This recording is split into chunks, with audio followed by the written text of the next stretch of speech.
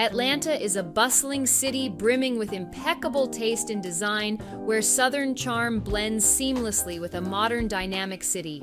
Today we visit 3 diverse spaces: the eclectic Craftsman home of seasoned set decorators, a Maximalist bungalow defined by color, and a historic mansion turned condo building packed with prints.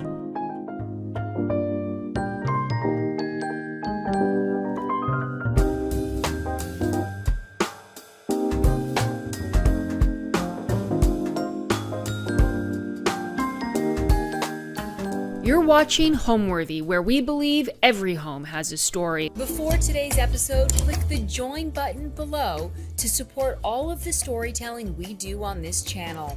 Our growing community of members help to directly fund more videos so we can capture these extraordinary homes from around the world.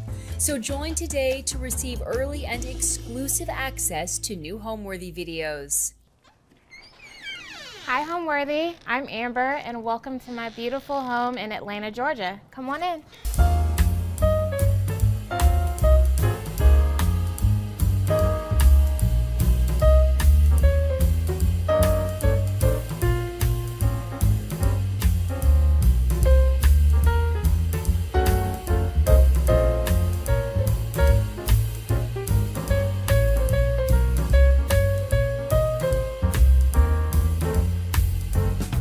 You're watching Homeworthy, where we believe every home has a story. Be sure to visit our website, homeworthy.com, to discover amazing furniture, art, accessories, and more, all handpicked by our editors to help transform your house into a home. All of the items are inspired by the episodes you see here on Homeworthy. Enjoy!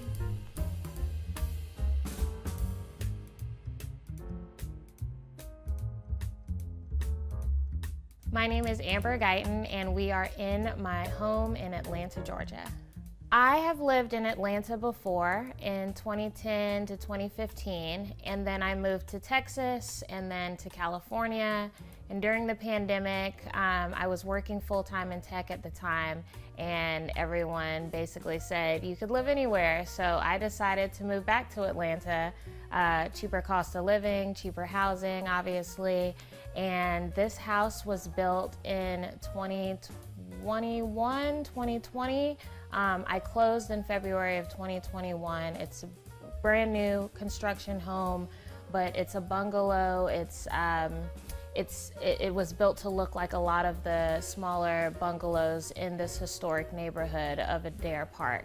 So I was thrilled to have a little bit of the best of both worlds, to have a bungalow that's brand new and easy to just move in, turnkey. All I had to do was decorate versus moving into something that looks too cookie cutter. It still has the character that the neighborhood has in all of the homes. So I have been in this home about 2.5 years, and I've personalized it with color, texture, pattern, and just my colorful aesthetic that I have as an interior designer. So this is my living room. My house, when you walk in, there is no grand foyer or entryway, but I do have some hooks on the door to hang your jacket, your bag, etc. And then you walk in and you're immediately greeted by the living room. So I have enough seating for just myself and my dog, but ample seating if I have some friends or family over. This is the only TV in my home. I'm not a big TV person. I'll watch TV. A lot of times it's just on for noise, but I love the Samsung frame because you could turn it into art when it's not on, just play some music. It's beautiful. It's flush to the wall, and it takes your attention off of the electronics, and you kind of just are enveloped by everything in the space. So the first thing I did when I moved in the house, as I mentioned, is painting. So because the ceilings, the lofted ceilings in here are kind of high, I just went about 5 feet up all the way around, just so the space wouldn't feel too dark, but also still have enough color. You can see that I added plantation shutters and drapery to the windows. So I still get a lot of good light, but it's a great way to kind of adjust how much light, natural light gets in the space. And then the curtains, I just love putting curtains up, even if they're not functional. They just kind of frame the window and add a little character to the window frame. So my coffee table, I love, it's called the art display coffee table because the surface is glass, so you could fill the bottom with coffee table books or anything that you wish to be seen. I've got a ton of coffee table books filled with interiors and Black artists and all the things. I always have some magazines on top for casual reading, and then this tray is filled with things like sage and fresh flowers, candles, just things to kind of set the mood in my living space. And I like that it's wide enough that if I do have some friends over and we're playing cards, or we have like a charcuterie board and wine, like it's more than enough space for us to fill the surface with. This is my roommate, Ralph. I've had him, I adopted Ralph when he was 6 weeks old, and now he's 15. He'll be 15 in December. So he's my buddy, he's my roommate. It's his house. I just pay the bills. His meal plan and the mortgage, that's my responsibility, but he keeps me company. He's living here rent-free, yes. He's here. He gives comfort and hugs and a lot of love. So he's my bestie. I definitely want my home to feel cozy. I love to just cuddle up on this chase part of my sofa, put my feet up, and I've got a lot of blankets and pillows to help supply some of that comfort. So like my best friend that lives in Dallas, whenever she visits, we're just on this couch binge watching something and covered with blankets. Even Ralph, this is his usual spot, on a blanket on the couch. So when you walk into my home, there's no like mudroom or place to drop things off, take your shoes off, etc. So one thing that I added was this coat rack. So I hang my purse, my jacket, hat, whatever, and then if I'm walking Ralph, I'll keep his leash and some of his items in here. I also have a huge candle collection. I'm a bit of a candle hoarder, so that's what takes up most of this. And then also in my media cabinet, I've got some storage here. So it's a small space, but I was able to bring in different furniture items and decor that will serve a purpose and be functional, since I lack that entryway that a lot of traditional homes have.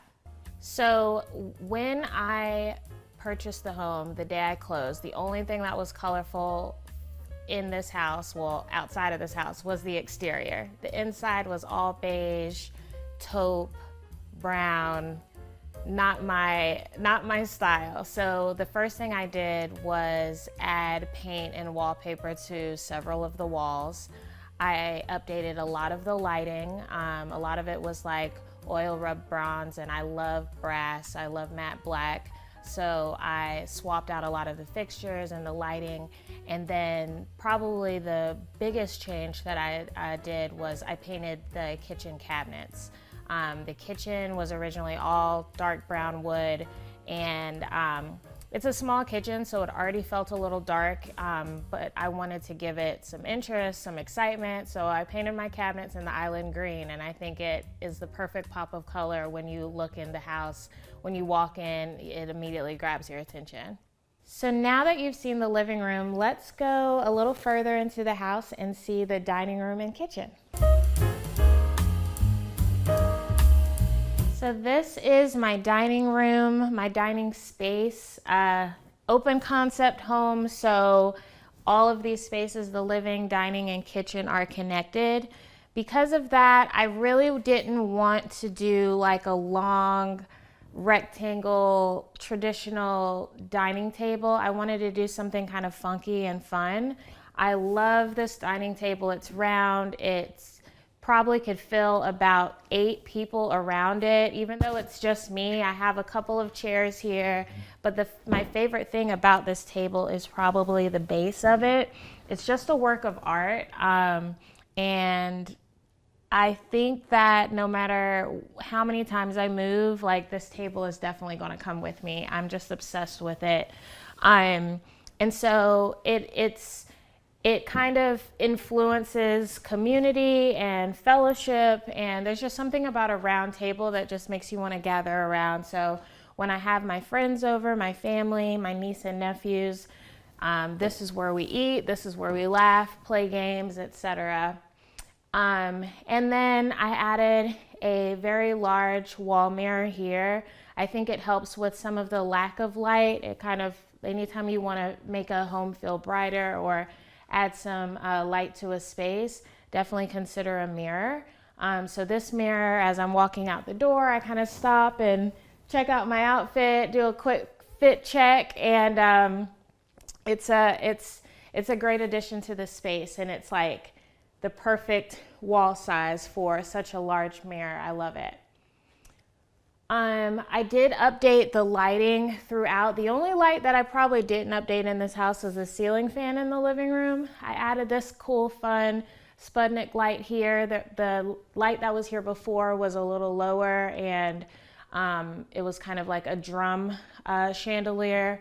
Wasn't a fan. So I added this new light that just adds a little more character and illuminates the entire space, not just the dining room. The other thing I loved about this home, even though it was new construction, they did take some time to do some built-ins here. So I have a built-in doggy home underneath the stairs, which is a great use of space. However, Ralph does not go in here.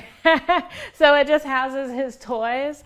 And then this built-in bookshelf, I have several of my books here. The rest of my books in my home are primarily in my office and bedroom. But it's a great styled moment where I have some of my books, can display some color, and it just feels good, feels like home. When you have an open concept home, a lot of times it could feel like an endless runway of space, and you don't really know how to create division. And so a quick tip that I would say, you can anchor spaces with rugs. So my living space has like this shag rug moment. It's colorful, and it kind of boxes out like, here is the living space. The dining space has like this faux hide rug under the table. And then the table itself is such a statement piece. It kind of anchors like, okay, this is where the dining space is. So I would say it's easy to create zones in large spaces by putting rugs down, having foundational furniture.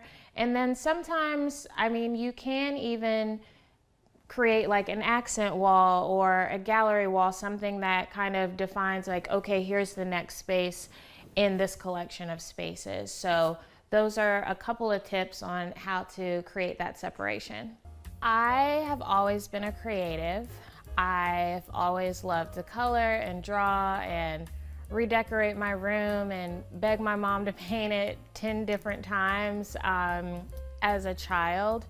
And then once I went to college, I decided, I also love to write. So I started off as a print journalism major, thought I would be writing for a newspaper, a magazine, and then decided to be an advertising major because I loved marketing, I loved commercials, I loved branding. And so my career started off with that, sold advertising, and then once I got my MBA in 2014, started working in marketing for different companies, primarily in financial services and then in tech.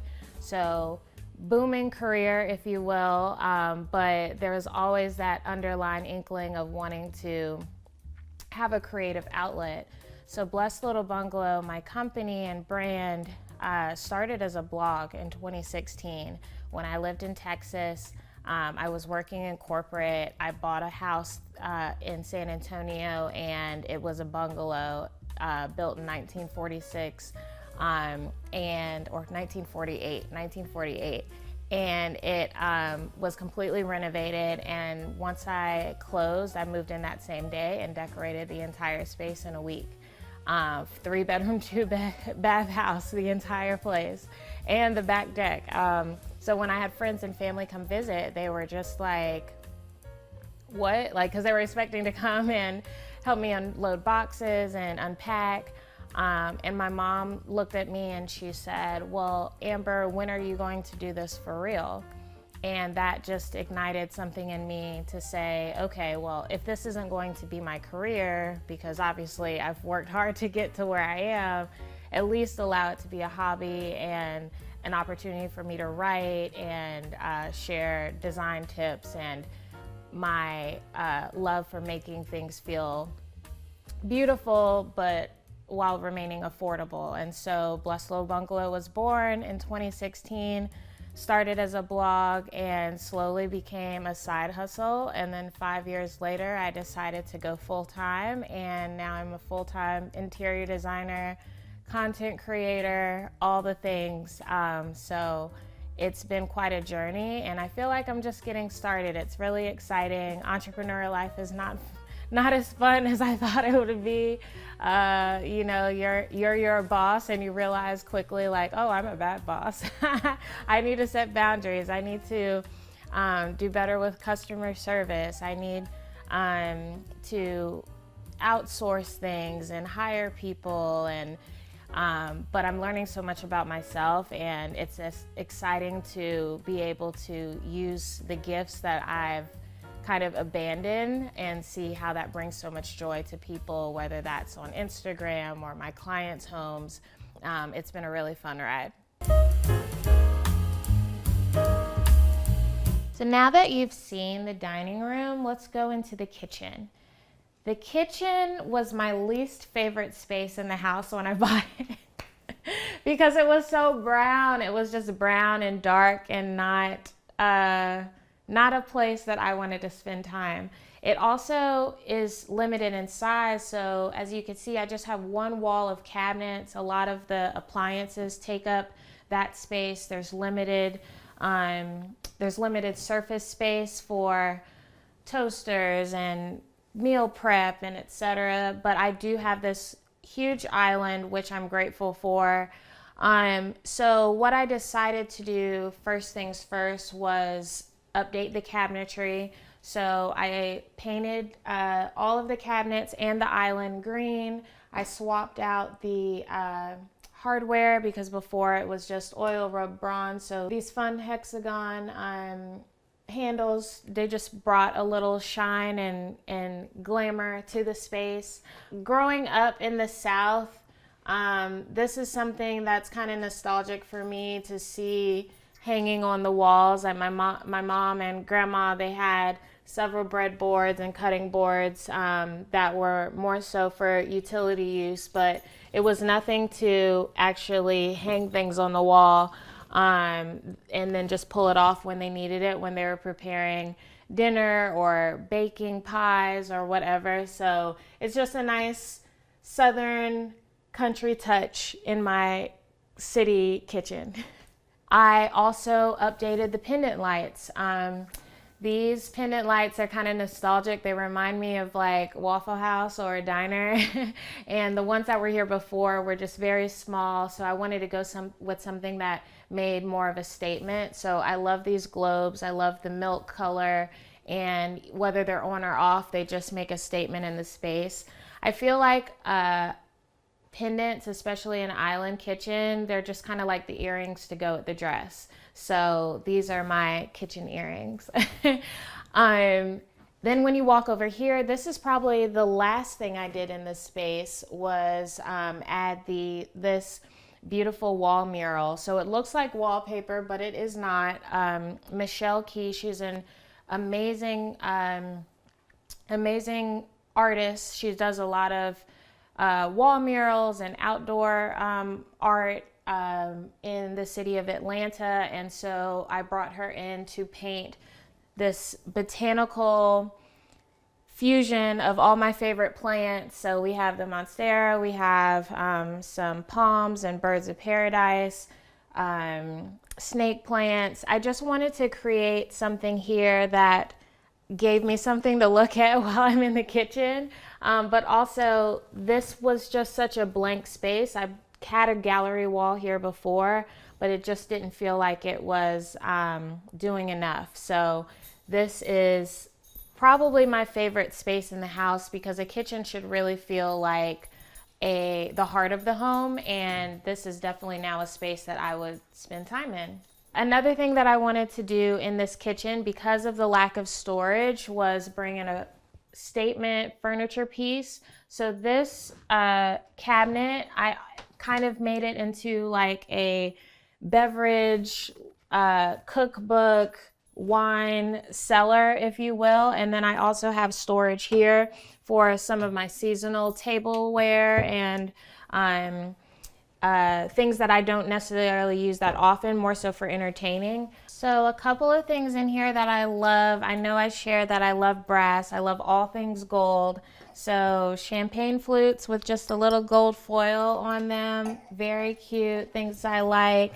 Ice bucket, more glasses here, stemless. And then when I have summertime fun cocktails out on the back porch or whatever, I have some colorful plastic glassware that's tucked away in here too. So things I might not necessarily use every day, but they're pretty enough to display year round. So I love this piece. It's beautiful. Again, a black element in the home that just adds a little character.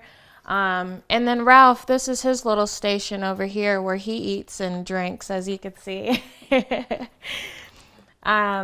And then another thing I love that I brought into the kitchen is this runner. I had a different one in here before, Moroccan runner, that was a little too wide. And then this one, it just is a perfect combination of the marigold and fuchsia and mauve that you see throughout the home, but definitely in the kitchen. So it just adds a little warmth to your feet as you're making your coffee or cooking dinner. As far as colors go, when I was young, my favorite color as a child was lavender. I love all shades of purple. And I kind of abandoned it in, like, I guess my teenage years and early 20s, but then back in when I turned 30 again, I'm almost 40, but I just started to fall in love with it again. And not necessarily like Barney purple grape, or, you know, it's like mauve and lavender and blush and just different variations of it. So as soon as you walk in my home, you see a lot of that in the living room. I have like this Merlot color, moody, that's in the living room and wraps to the dining space. And then I have little touches of lavender and blush and mauve throughout. And I'd say another element that you see in my home is like this foundation of black. Black is a color I feel like should be in every space. I'm not so much the black and white furniture showroom sterile look, but I feel like black has a nice it's a good addition to any space because it kind of grounds it, and it gives it a nice contrast no matter what color you choose in a room. My personal style is think of a Crayola box. I like to mix different colors. I like things to feel unexpected, but still all kind of flow together. Nothing too overwhelming. I'd say I'm more of a maximalist, but I'm a maximalist that likes things to make sense. I don't want it to feel too cluttered or over the top. Everything has a purpose. Everything's intentional. And as far as design style, in addition to loving color, texture, and pattern, I'd say I'm like mid-century modern meets glam.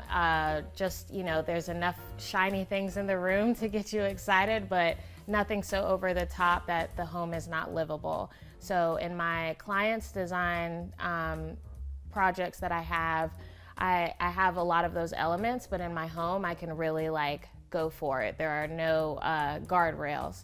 And so I just want my home to look like me and feel good, feel safe. That's why it's my sanctuary. So now that you've seen my kitchen, let's go a little deeper into the house. The rear of the home is my mudroom, laundry space, and primary bedroom.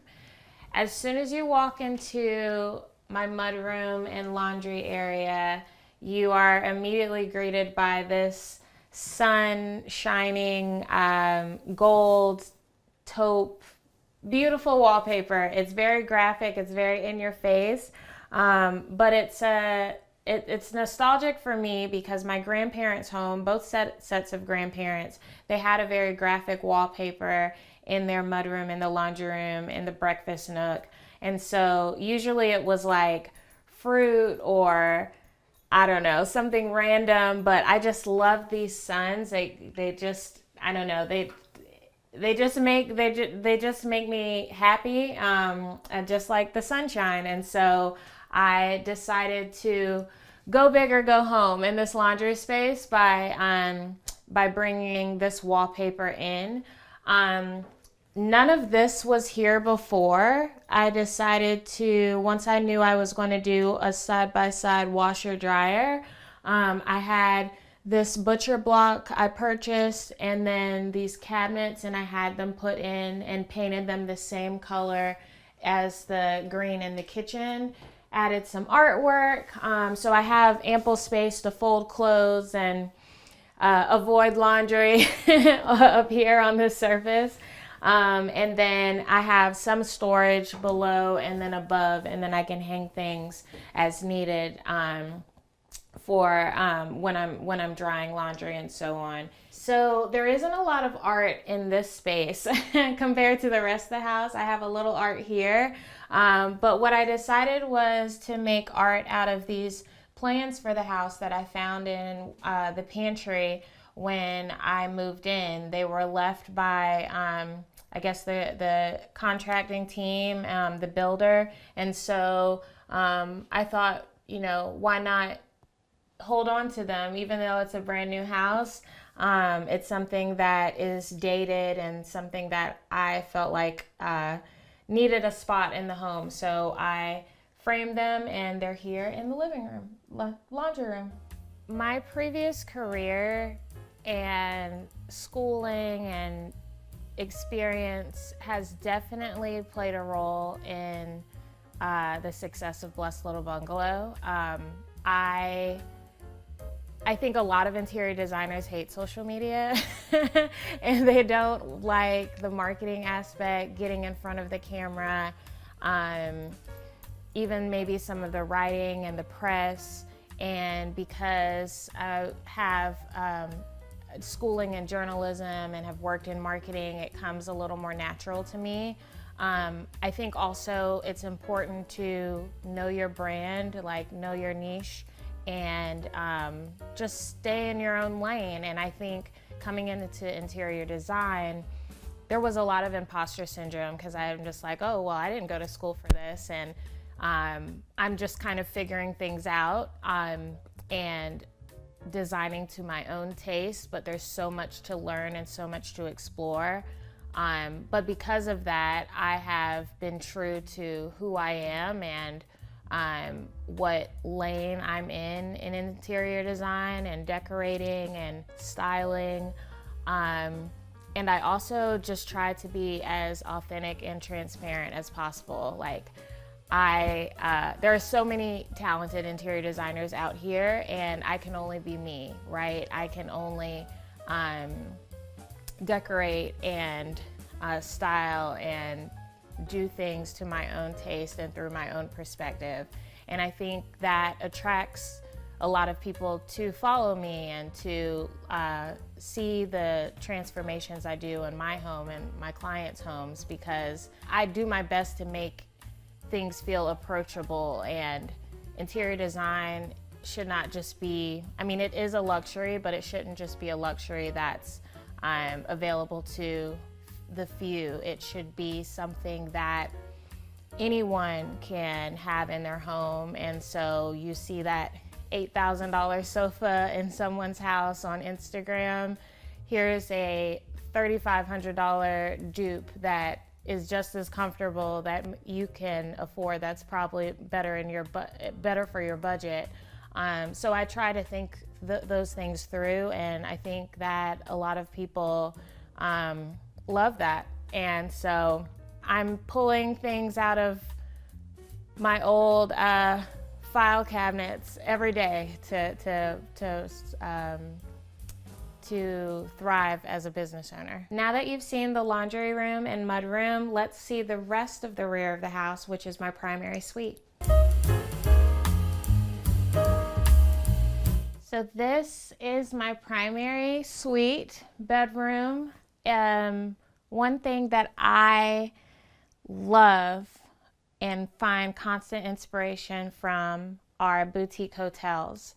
And so, you know, nothing feels cookie cutter or too plain Jane. A lot of color, a lot of layered patterns and textures. This is not a very large bedroom to be a primary bedroom, but I wanted to make it feel cozy. I wanted it to feel just like a space that I could come into and immediately feel like I want to rest and close my eyes, and it's just a good space. And I think for it to be a quote unquote smaller bedroom, I didn't hesitate painting the walls a dark color because I wanted it to feel moody. I wanted it to feel like a place to truly wind down. But true to my own design style, I also wanted it to have some pops of color.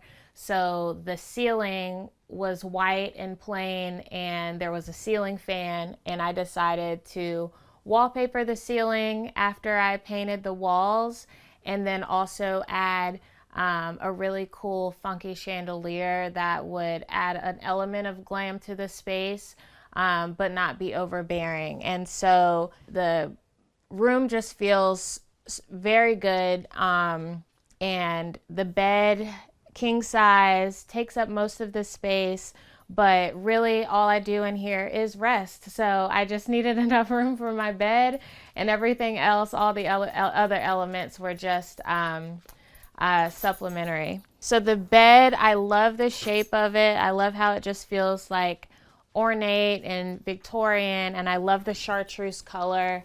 I layered the bed with comfortable bedding. As you can see, this lumbar pillow matches the ceiling wallpaper, which is a fun touch. I told you about how my favorite color or shades of colors are purple. So there's a lot of elements of purple, from the juju hat to the linen blackout curtains, some of the artwork that's layered on the floor. This art piece has some gold leaf in it. And so there's just a little touches of glam and gold everywhere. But it's just a beautiful place to relax, and I love my bedroom a lot. I know I said the kitchen was my favorite room, but this might be the favorite. So my bathroom isn't as clean and perfect as the bedroom. However, it's functional. It's a great space. I carried the wallpaper from the ceiling into this wall. So this is a bit of an accent wall for the vanity. The the sink was already here, but I replaced the mirror with just one large one. Before there were two individual ones, and I felt like it made the space feel bigger, and I don't know, just a better touch with this brass mirror. These lights were already here, so I didn't change that, but I did paint the bathroom the same blue as well. And then as you walk in, you can see I have toilet space, walk-in shower, and then this is one of my closets, which I recently painted this It's called Koi Pond, this beautiful green. And this is where a lot of my casual clothes are. I'm a very casual girl with the baseball caps and Jordan sneakers and t-shirts and hoodies. But it's a pretty place to get ready. And I have another mirror in here. There's probably a mirror in every room of my house now that I think about it, even this closet. The thing I love most about my home is that no matter what's going on in the world, because the world can get very crazy and scary and discouraging and exhausting, I can come home and just feel safe. I feel relaxed, like immediately when I walk in the door, the weight is lifted off of my shoulders. I feel at peace. I feel like it is my own little sanctuary in Atlanta, Georgia, and in the world. I love how my home makes other people feel too. They walk in and they're just they're surprised, but they're also like, I guess there's just a lot of eye candy and the colors like make people happy, but doesn't overwhelm them. And so I love to host. I love to invite people over and have them stay with me. The other thing I love about my home is that it's not overwhelming in color and things and furniture, but it's also not very overwhelming in size. Like, I've named my business Blessed Little Bungalow because I love bungalows. I love how small they are, but still have a lot of character. And so this house is probably only about 1,800 square feet. Max it with the loft. I think downstairs is just about 1,400 or 1,500, and it's just enough. It feels good, it feels comfortable, it's intimate, but there's still enough space for all the things I need to do in my home, people that visit and stay over. It just feels good, and that's the most important thing to me for my clients and for myself. Like, how does this space make you feel? Does it give you an emotional reaction? Do you feel more relaxed? Do you feel better about yourself? Does it make you smile? And so that is definitely how my home makes me feel. As a small business owner, I do work from home a great deal. So let's take a look at my home office. So my brother-in-law calls this the Pepto-Bismol room because it's like that Pepto-Bismol pink. And he walked in and he was just like, okay, wow, you took it there. But I love the color. I think it's very inspiring. Pink is one of my favorite colors. But there's no lack of anything to look at in here. So it's the smallest of all the bedrooms in the house. So I chose it for my home office. It also gets a lot of natural light in here. So it's a great place to actually work and feel inspired. I have a lot of artwork here on this wall around the closet. And then I put these shelves in to house everything I need for my business. So I've got paint samples, wallpaper, catalogs, tile, things along the bottom here. I've got more books, a lot of books from my previous careers, but also several design books that provide inspiration. My trademark for my business and logo, some of my accomplishments over here, magazines I've been in, and features I've gotten in the press.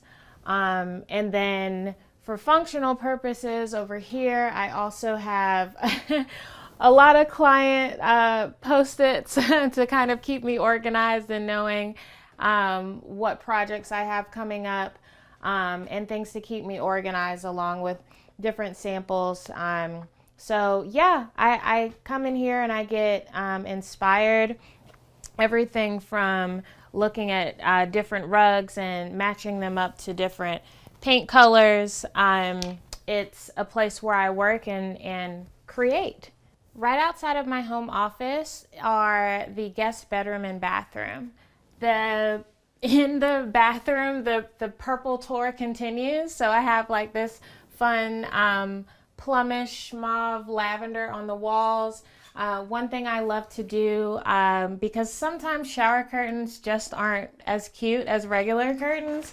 So I have this curtain, and then I added a liner behind it, and then hung the curtain rod from the ceiling. So it just makes the small bathroom feel a little larger.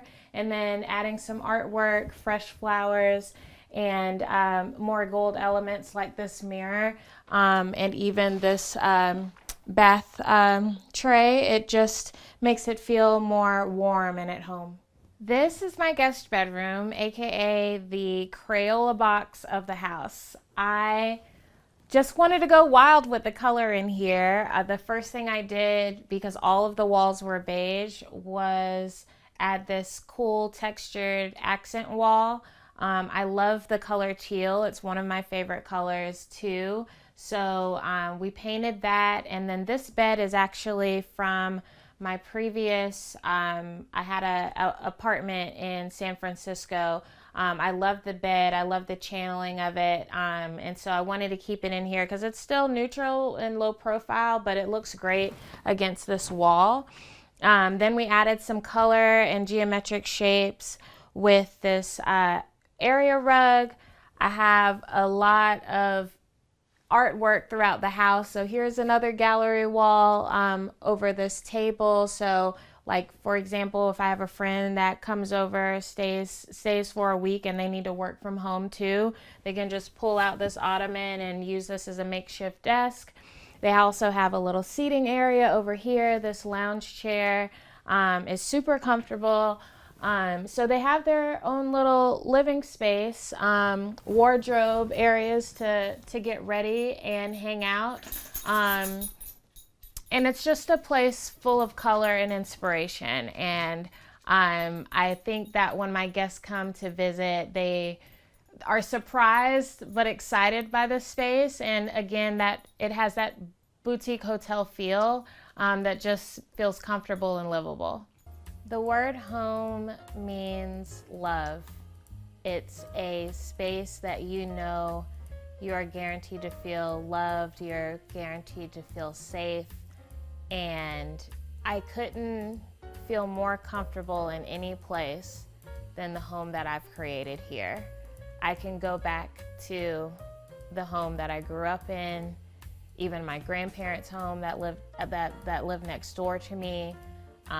And when you walk in, even if the contents of the home aren't even there, there's an immediate like reaction that you have, and so just that feeling of safety and love and purpose and belonging, your home should make you feel that way, and that's what home means to me.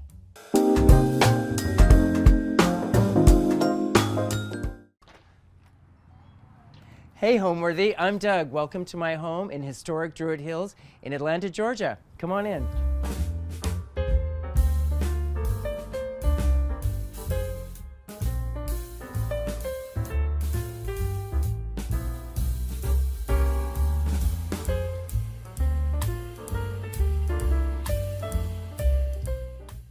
You're watching Homeworthy, where we believe every home has a story. Before today's episode, click the join button below to support all of the storytelling we do on this channel. Our growing community of members help to directly fund more videos so we can capture these extraordinary homes from around the world. So join today to receive early and exclusive access to new Homeworthy videos. Hi, my name is Doug Weiss, and I'm an interior designer. This is Zuzu the Cavalier, and you're at my home in Atlanta, Georgia. My husband and I lived in Inman Park, another area of the city, in another 100-plus-year-old house. And after getting a mountain house, we decided that it was time to make a little move here. So we did a search for this place, and kind of wanted to do a townhouse or condo or something like that. And I just didn't see anything that I liked. Everything was kind of too modern for my personal aesthetic. And we changed something in the search engine, and this place popped up. It's a 100-plus-year-old mansion that was divided into condos in the 90s, in '98 specifically. And in 1998, or it might have been '97, we were looking for a place to live. We saw this exact unit, and I remember saying to my husband, you know, we loved it. It really spoke to us. But I said, you know, I can't help but feel that it's for like an older couple. So 25 years down the road, we're an older couple now, and here we are. We've just been here about 2 years now. I love layering. It's a big part of my aesthetic. And I love antiques and modern art and a lot of things. So usually when I move in, and I do the same for my clients. There's usually a lot of layers, and I want it to look lived in and really comfortable, actually.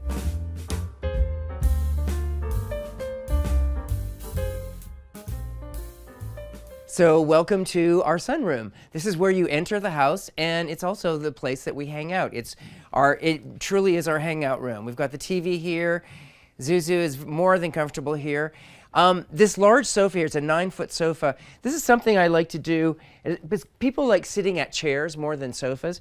So I like to put these bolsters, which is sort of like an armrest, and it turns a sofa into a chair. You need a sofa in a room to ground the space, so there's not too many things going on. But it's sort of something that I do that it makes people feel more comfortable to sit in a sofa instead of a chair, because they usually gravitate towards the chair. So one thing that is really important to me when I'm designing a home is I want a lot of places for people to eat and drink, because that's what we do.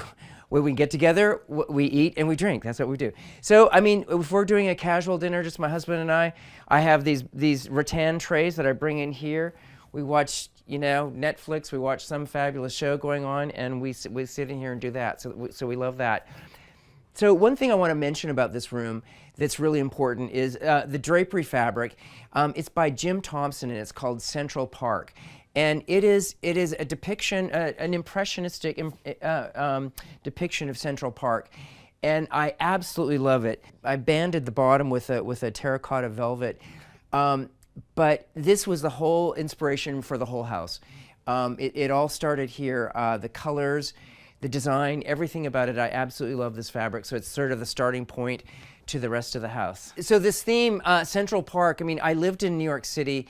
And everyone that's been to New York knows how important Central Park is to the city. It's literally essential to their life. But it's just so beautiful. But I love the impressionistic interpretation of it. There's water, there's sky, there's trees, there's flowers, and literally every color in this whole palette I absolutely love. There's terracottas, there's sort of some rosy that go into some sort of burnt burgundy colors, and the teals. So every room in the house actually has either or and a shade of teal and terracotta, which all come from this. So it all sort of comes here and then moves on through the house. Okay, so our paint color here is Ferrum Ball Teresa's Green. It's one of I love Ferrum Ball, of course, but it is a beautiful color, and it's one of those colors. It's sort of a neutral. I mean, it's an aqua. It's sort of an earthy aqua, so it's not too bright, and it works with so many colors. It works with almost any color in the rainbow. So in this room, I added the bookcases are all new.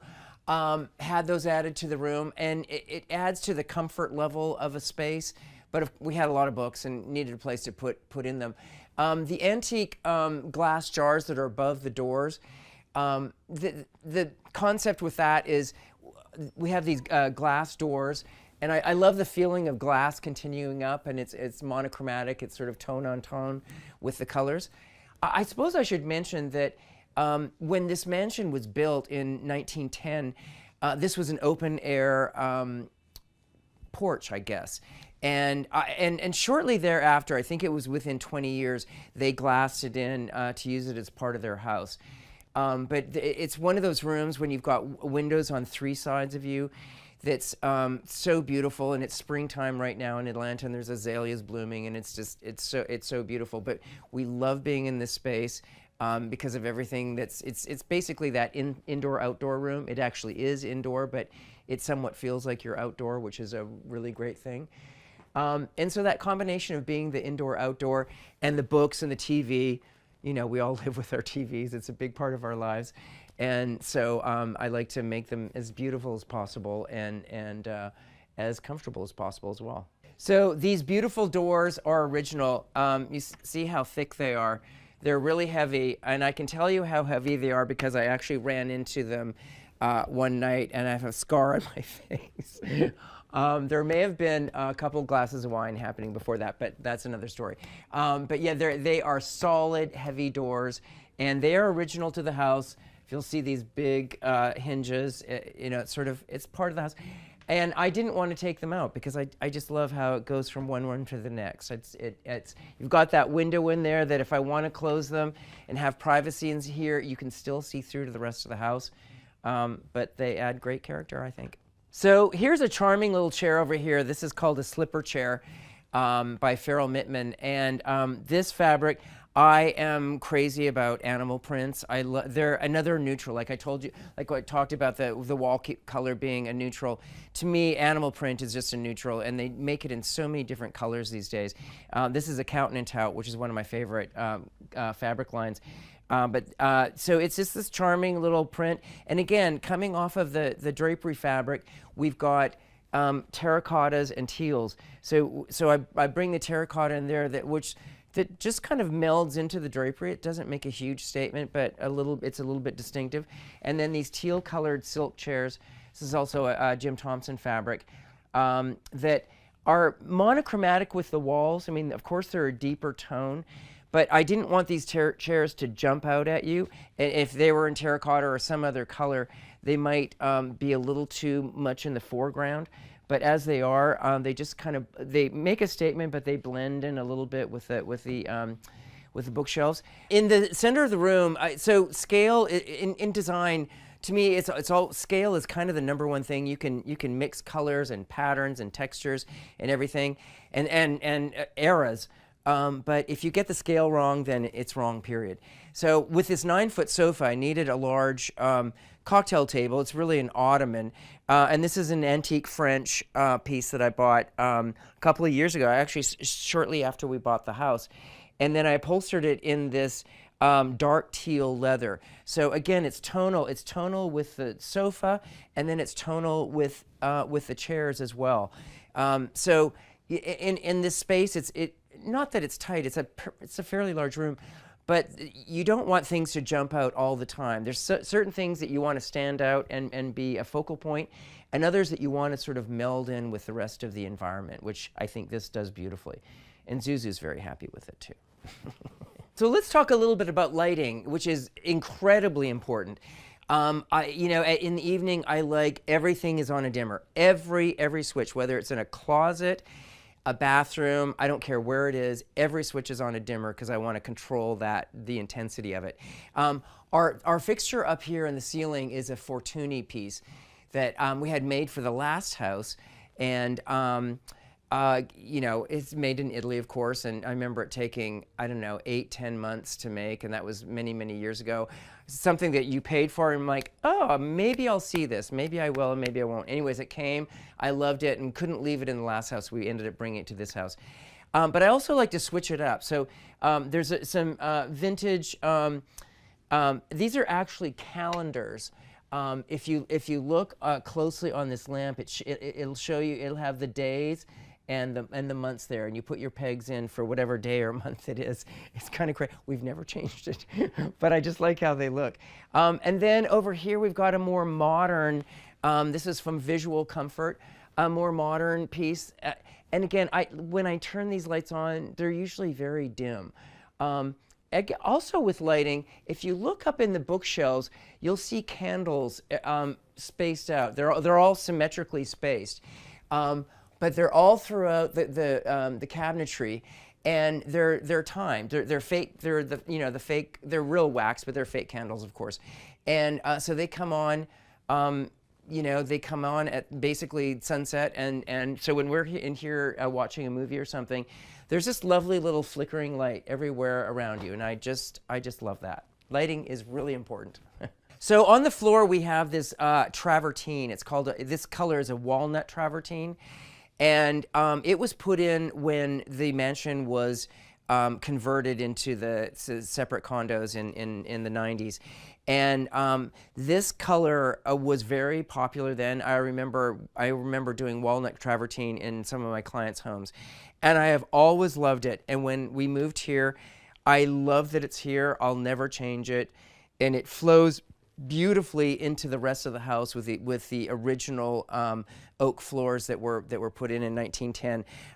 It just makes me happy, and I love how this floor just works with my personal palette. All right, now we're going to move on to my living room. Please come along. When I'm decorating a home, and you know, my home in particular, there's always inspiration that starts.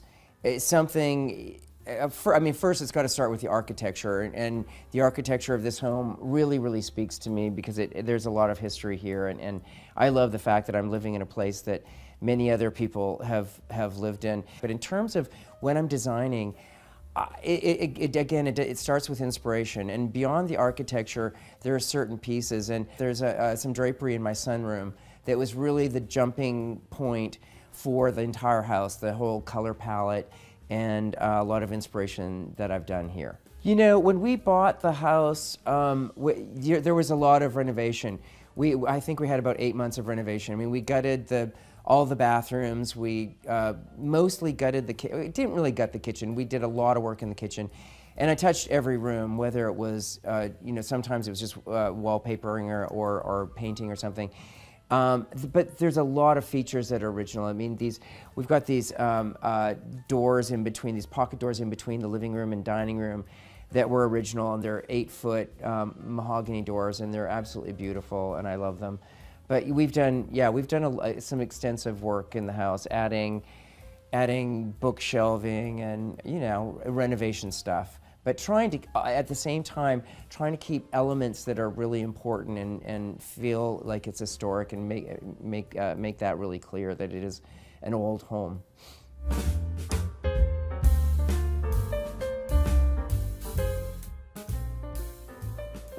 So welcome to my living room, which is right off of the sunroom, which I had mentioned that it's Teresa's green from Farrow and Ball. So in this room, all of the trim is painted Teresa's green, and the walls are actually a wall covering, a grass cloth from Count & Tout that is the same color, so it's tone on tone. So I love that sort of easy transition from the sunroom to the living room, where you're not jolted into a different color. It's like a gradual progression through the house. And that happens in different rooms, and sometimes there's more of a pop, and that's always very intentional.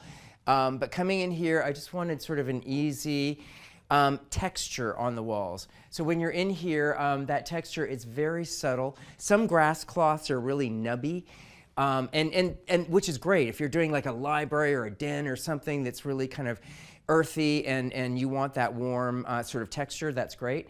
But this is a more elegant room, so I wanted a very simple, subtle grass cloth. So this one, again, from Count & Tout, did a great job. And as you can see, I've got this is a salon hanging of paintings. I love doing these, and people will ask me, well, how do you start that? Like, what do you do? And it's basically, I mean, it has to start with what you love. Art is something that you have to love, you have to gravitate towards, and it's a language that sometimes takes a while to learn. Just like a spoken language, you have to look at it a lot to really understand what people are saying and what that painter is communicating to you. But anyways, when I'm putting together something like this, there can be several things. It can be theme, it could be color, it could be texture. What is it about that artwork that seems like it belongs together? And then you want to put it off a little bit. Like, I love symmetry, but then I love to put the symmetry off a little bit. So this is just a collection of artwork that in my last house where they were all in various rooms, and now I had this wall that I wanted to create this salon hanging. So anyways, I think it looks great, and it adds a lot of color and texture. And I think that it makes people feel relaxed. Rather than like a painting that's like formally hung, it's asymmetrical, and it doesn't make you feel like you're in a museum and you can't say anything or you shouldn't really talk about it. I think it invites people to actually have a discussion about what's going on with the artist or what's going on in those paintings. So all of this artwork is, they're pieces that my husband and I have been collecting for, I don't know, 25, 30 years. So there, most of them, some of the artists we know personally, and then there's one antique piece, but it is a variety. Actually, most of the artists in the house, I usually have met them at some point, or am familiar with their work. So it's just something that you love to carry on. And when you move artwork around in your house, or from one house to the next, you see it in a different way. So I love moving the artwork around. Sometimes it doesn't work as well as others. Sometimes you can move smaller pieces, but larger ones are a little more difficult. But it gives them a new life, and you look at them differently. When we are entertaining, often if it's a small group, if it's just like 4 or 6 of us, we'll maybe have cocktails in here. We might be sitting at the sofa. Again, this is a sofa. It's a silk mohair that I had upholstered 20 plus years ago, and mohair is like an iron horse. It's always there, and the color is so neutral. It kind of lives everywhere. And then it's got this a silk ribbon on all of the cushions. It just gives it a little more punch, not too much, but just a little more punch. So we use this area a lot where we. As I say, for cocktails, we're drinking cocktails. We've got appetizers on the table. And then, as I talked about before, I love having different places for people to eat and drink. And I figured out that we've got really 5 places that we can eat and drink in the house, that we eat in the house. So this is another one. This center table here. This is an English William IV piece that I bought years ago, and I love this table. But it's a center table, which is it's fun because you can style it. I like to style it differently depending on different seasons. At Christmas time, I've got red berries going all over the place here, and greenery and everything. But also, this is a table we love to eat at. If we're doing 4 people, it's winter time. We turn on the fireplace, and then serve a setting for 4 here. I do collect china. I love china, and it's just fun to see how it looks in different areas of the house. So right now this table is set up. It's just a springtime setup. These are quince branches, which I adore. I mean, to me, branches with flowers or berries are probably my favorite flower to decorate with. There's just something so natural and easy and comfortable about them. So it's springtime now, so we have quince flowers up here. I just have a collection of marbles, a collection of vintage marbles, books. And in the evening, I like to put little votive candles everywhere because it's just charming little light that's coming up. I mean, again, with all the lighting that's in the space, this is a beautiful alabaster piece that I've had for many years. It's the lighting, I like it all to be subtle, and so you need a lot of different sources. It needs to come up. You don't want a whole lot coming down on you, but most of it coming either to your face or up is usually the best lighting. So this right now, this is just set up to for visually. We don't really use it like this, although if it's a cocktail party, there would definitely be a platter of hors d'oeuvres standing out here. And then the fireplace, again, this is an old mansion, and I do love age, I do love history, I love all of that stuff, but I do love pops of modernity. And these sconces, I just love how they just sort of make a different statement up there. I looked at several antique pieces that I was going to use up there, didn't like any of them, and then found these, and I really love how they feel in the house. And again, when you're changing, if everything in this place were antique, it would feel like a museum, and you would come in and feel like you couldn't touch anything. I want people to feel relaxed and welcome whenever they're here. So mixing that up just makes it feel really natural and easy. So let's talk about symmetry. Symmetry and balance is imperative in the design world. And to find that balance, the symmetrical balance, is crucial, but you don't want it to be too perfect. So when we moved in here, we have a window on one side of the fireplace and a wall on the other side. And that was the only thing that I thought, oh my gosh, what am I going to do there? We couldn't cut a window into that space because it is a condo. We can't touch the exterior of the building. And I thought, you know what I think is even going to be more interesting than another window is a mirror. So it helped, the balance has helped because you've got glass on both sides of the fireplace, which creates that symmetry, yet they're different. So, and even the size is different. They're hung at approximately the same height, but I made the mirror a little bit smaller than the window. I didn't want it to look like I was trying to copy exactly. And it actually makes it more interesting, because there's a reflection. So no matter where you are in coming through the space, you see a beautiful reflection of either the artwork on the opposite wall or what's in the cabinetry here. So it does create that balance, that symmetrical balance, but it's more interesting at the same time. And also, speaking of balance, another issue that I had, there was, this cabinet was here when we bought the place, and that was a blank wall over here. Now that made me crazy. That I needed to be exactly symmetrical. What you put in it can put the balance off a little bit and play with that, but I needed architecturally that balance to be on both walls.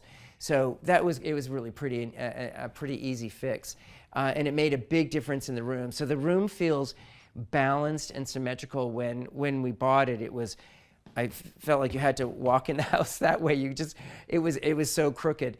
But anyways, to me it sings now. It's all perfectly. It's not perfectly symmetrical. It's symmetrical, and it's balanced, but it's a little bit free feeling as well. So when conceiving a room, you look at the proportions and you look at the direction flow. How do people use a space? Where do they walk in and out of? And when you're in there, where do you want to be? And this is a pass-through room because you're going from the sunroom and then to the rest of the house, the dining room and kitchen and bedrooms beyond that. So you need to have thoroughfares. You need places where people can walk comfortably, which we do. Because we've got two doors over there, and then they balance with the pocket doors that go into the dining room. So then you work the seating arrangements around that. So the architecture told me what to do.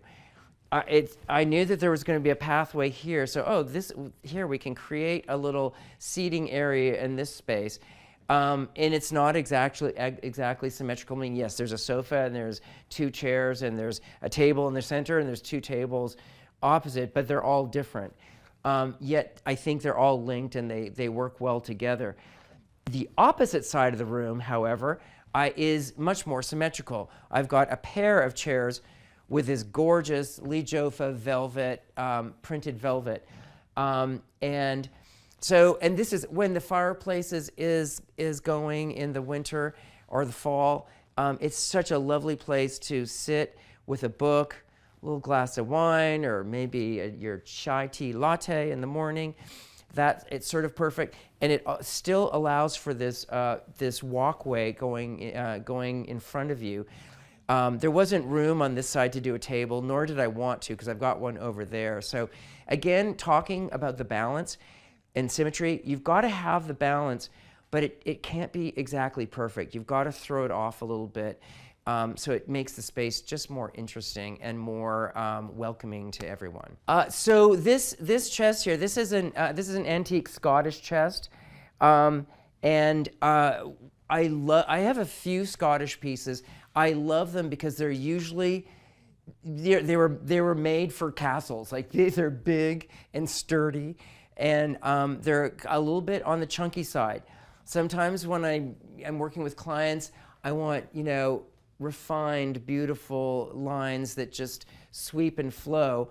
And sometimes I want, you know, a little more earthy, more masculine, chunky pieces, which this is of that genre. And I love this piece. It was in my foyer in the last house. And this painting up here is beautiful. It's by Thomas Darnell. And it's a very it looks like it's a misty morning on some Scottish hillside. And I just absolutely love it. I actually had that commissioned for the last house, and it just seemed like it fit perfectly in here. And these lamps, candlestick lamps, I love to do a pair of candlestick lamps. I don't recall where I got them, but I do love this sort of kind of cappuccino colored silk gauzy shade on them. And as we talk about lighting and artwork, their relationship is really important, of course. You want to light the art, but at the same time, I'll do it differently everywhere I am. I mean, so on the salon style wall, I've got, you know, the art, you know, the picture light up there, and then I've got cans that are kind of coming down on it. And then with this one, I've got lamps in front of it that some may say, well, you're hiding part of the artwork, and maybe you are, but this is not a museum. This is my home, and and the art lives with us. So it has to be my way of living my life, and then that is an incredibly important part of it, but it's got to work in the environment. So it's the whole story and how it goes together. Little things like this clamshell. We were at the beach many years ago, and I was like, "Oh, that's so pretty! I'm going to take that home. I'm going to buy that and take that home." And then I had it gilded, had the interior of the shell gilded, but it's just a little collection of shells that just, you know, it's a memory of the past. So let me tell you about these chairs that I love. I found them in an antique store probably, I'm going to say about 30 years ago. This is a klezmos style. Klezmos is really my very favorite style of chair. It refers to like this, the whole shape that you see, that sort of architectural shape. It's a Greek, ancient Greek chair. And this one has got a channel tufted back, and it's upholstered in a beautiful Nancy Corzine cut velvet that I absolutely love, and that it's discontinued. Now the chairs, I've reupholstered them a couple of times. The chair, they're when you sit, that you kind of sink a little bit too much in them, so I need to have them built up. But I don't want this fabric to go away because I still love it. So when we have a dinner party around here, Chris and I make sure we sit in these and the guests sit in other chairs. And what I'll do when we're dining at this table is we use these two chairs, and then we bring the two teal chairs that are in the sunroom, and they're opposite each other. So it's a little more haphazard, and which again adds to the relaxed kind of atmosphere when not everything is matching, and you know, it's a little more up in the air. And then of course the color palette on the table is going to reflect, you know, the chair colors that are going to be there as well. So rugs, of course, are another important element of interior design. And normally you've got a big room, you want a nice big rug that grounds the space. And the size of the rug sort of dictates the scale of the room. So you've got a large room, you want a large rug, or if you've got a small room, then you really want as large a rug as you can do because it makes it look larger. I shook it up a little bit in this room, and I've got two runners in the living room. They're both antique. This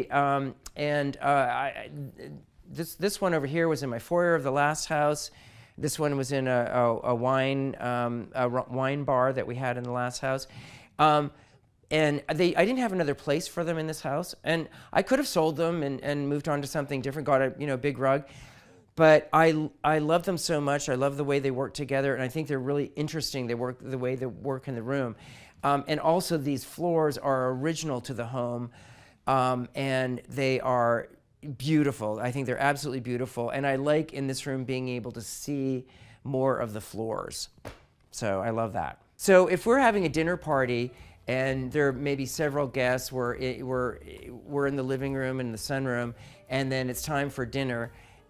Sometimes I'm slaving away in there. Sometimes we've got a wonderful chef that might be doing something for us. But I want to transition into the dining room. But before we do that, I want to show you these beautiful original pocket doors, these 8-foot mahogany pocket doors on both sides, which I absolutely love. I love all of the detail to them, and I love that they still function. That's pretty cool. I'm inspired by what has been done in the past, which is why I love old homes. I always respect that. But even though it's original or original to the home, it doesn't mean that it's correct. Scale, the eye of scale has changed over the years, and often in older homes you'll see tiny little rooms, like in Victorian houses, you see a lot of tiny spaces, and I do prefer sort of a bolder, larger scale. And so I try to keep as many things as I can, but some things just weren't right to my eye, so I would change things as we went through the renovation.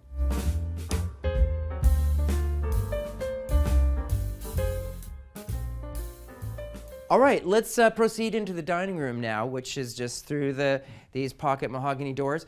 And it's a very large dining room. I think it's 28 feet long. It's a large space, which I absolutely love. When this home was built, the owners, they didn't live in the kitchen. When we go in the kitchen, I'll talk a little bit about that. But they entertained a lot. And so the dining room was very, very important, and they lived a lot of their lives in here. So, and although we don't live as formally today as they did when this mansion was built, I like to kind of play with that formality a little bit, but also make it eased and relaxed, and when I'm welcoming people in. The way that we set it up, we have this, this is actually a period William IV mahogany table that I was lucky enough to find. I did quite a search for it. It expands to seat 12 people very comfortably. We've got large chairs, and they're very, very comfortable. So we seat 12 people along here, and then we can seat another 6 in the Bay Area. And I've got this set up right now. When we're, as I talked about before, having meals, I love having different places to eat. This is where we'll eat, and sometimes this is more casual than it is right now.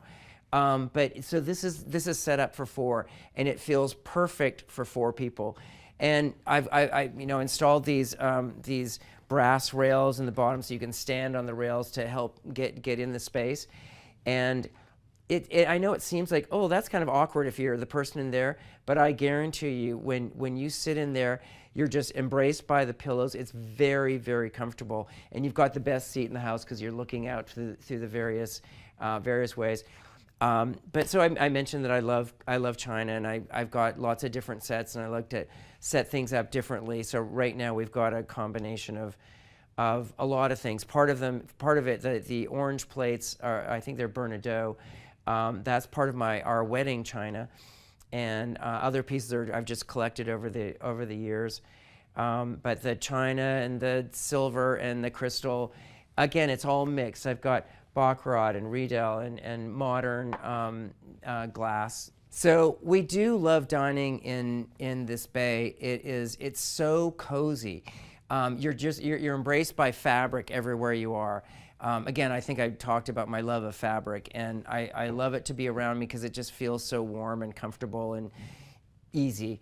And so you're in this environment, and I love to mix it up. So everything is from different manufacturers. These are just a Wedgwood plate that I started buying a while ago. These are Haviland, the brick colorway with the gold. That's part of our wedding china. We got married 10 years ago, and we're lucky enough to get a huge place setting for our wedding china. And then these little gold plates. This is Philippe de Soulier hand gilded little plates. the glasses. I mean, so this is Baccarat, and yes, I have a set of like white wine, red wine, water, all of that. I prefer to shake it up. So this time I've got the Baccarat with the Riedel white wine and just a cobalt, just a simple cobalt glass with it. The silverware is also kind of shaken up. This is a beautiful. How you just have certain things you just love. I love these forks for whatever reason. I love these forks. They're a sterling from London, and then I mix them with other patterns. So there's a few mixes of patterns going on. Again, it just makes the table a little bit more interesting to me. So the seating in here, the bench was existing, and then I had the brass fittings at the bottom placed in so that you could kind of stand on them and move in there, and also have a place to rest your foot when you're dining, because you don't want your feet dangling, because it's not. This is like a counter height. These are counter height stools. So they were existing in here, and wonderfully, there's storage underneath them. So we use that as well. I have to take out all the cushions to get whatever is in there, but it works really well. But it's just a lovely place to dine. The fabrics, just like the china, the fabrics are from all different fabric houses, and I just love the combination of everything together. Window treatments for me are essential. I just had a meeting with a client the other day, and they're like, well, it's just this window over here. We don't need to do anything with that, do we? And I said, yes, we do. There's something about glass that I want to frame it. And someone, if I'm up in the mountains and people have amazing views of the mountains and everything, they're like, I don't want to distract I don't want to take away from the view of the mountains or whatever with this curtain. And I said, what does it look like at night? And they say, it looks like nothing. It's a black hole. Exactly. You've got to have drapery that frame your view. You don't want it to be distracting, which, again, this is a beautiful Coughton and Tout embroidery, and it's tone on tone with the walls. The walls are faded terracotta by Farrow and Ball, and I love how this fabric, it adds, it's not too formal, I think it's sophisticated and it's traditional, but with the tone on tone feeling of it, I think it works beautifully with the walls. And then as you scan up, and the trim is painted the same color as the walls in a different finish. I also love this trim. I like the house itself. It's big and beefy, and the scale feels just right on. I just love it. So this is a dumbwaiter, an English piece that I bought from a wonderful antique store that I absolutely loved. This would have been styled, back in the day with china. All their tchotchkes and china would be here. And if I did that, it would be great because I could show I've got a lot of china, I could show it off here, but it gets a little grandma looking, and also just a little too precious. So I have this collection of orchids and ferns and different terracotta pots. There's another thing about, I love terracotta pots. It's in my color palette and it works everywhere in this house, but it's not too precious. They're all designed, there's different designs on all of them. There's a different look everywhere. This one's sort of more modern, which I think is cool. But these could be in beautiful porcelain, hand-painted porcelain, which would be beautiful, but again, just be like, oh, I'm not comfortable in your house. It's a little too formal. So it's terracotta. It's easy. Living in an old home, number one, it's usually about the ceiling height. Our ceilings are between 11 feet, and then they go down to about 10 feet. And it gives just a wonderful atmosphere. There's something about ceiling height that makes such a difference. And if I'm working with a client that maybe they've got a ranch house or something that's shorter, the first thing I'll suggest is, what if we blow up the ceilings and vault the ceilings? It makes such a difference to have that volume up there. Our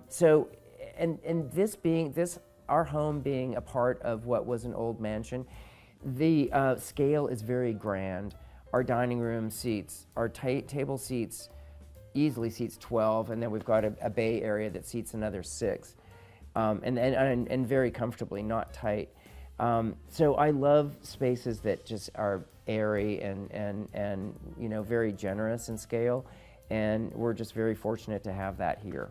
So here we have another, this is a sideboard, another Scottish piece. And again, it's like big and beefy for the scale of this house. We had it in our last house too, which I absolutely love. And I love to shake this up a little differently. So this bottle here always lives here. This was, it says a Margot from, that my husband opened for a certain birthday that I had, but it's, if you can read the year of the bottle, you'll know how old I am, so maybe don't look at it. But anyways, it's a very special bottle, so it always lives here, no matter what I've got going on here. But I love this piece, it works. We've got alcohol in here, I've got silver in here, I've got a lot of things, candles in here, I've got a lot of things that work in here. And then above it is this, artwork that really inspired the color color theme of the room, and a lot of the room itself. Another thing, I love antique boxes. I've got this one is a tea caddy, but I've got different boxes all over the house that are antique. And then I mentioned my love of china, so I usually have china sitting around somewhere. This is a relatively new pattern by Ginori that I really love. I think it's called Orient Italiano. But you know, it's pretty cool. And I pair everything with these modern lucite lamps with a gilded shade. They're just kind of interesting and different. And again, that mix of antique, like, you know, beautiful antique and modern art and, you know, funky lamps, just kind of interesting. So here's another big chunky antique. Another English piece. It's an armoire that was originally designed to be in a bedroom, and in our last house it was in a bedroom, but now I've moved it into the living room, and it's not too neat in here right now, but I've got all my linens are in here, and they're hanging up over here, but I'm not going to show you that right now. So the chairs that are around the table, this is an ombre fabric. This is all one fabric, so it starts with this, you know, darker blue, and it fades up into the light blue. And if you see it around the table, you'll think that they're sort of a lighter blue chair, but that's sort of how it evolves. You know, artwork, I'm always looking like what feels like it works in a space. I don't want it to particularly match, but I want it to feel like it belongs in this environment. So, and again, it's like modern with the antique. It's just a little more interesting. The style of this chair is also a version of the Klezmos chair, which I absolutely love. And then coming around to here is our bar, and so my husband is actually a certified sommelier. That's not his job, but it's a hobby. He has a very gifted palate. And so cocktails and wine happen pretty regularly here. This piece of artwork we had commissioned in the last house. Don Davis is the artist. And it was actually, they created a TV show around the commission of this piece of art.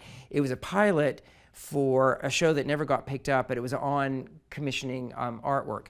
And basically, I had 3 artists that I chose, and I had them all come to my home and said, "This is the space where I want the art."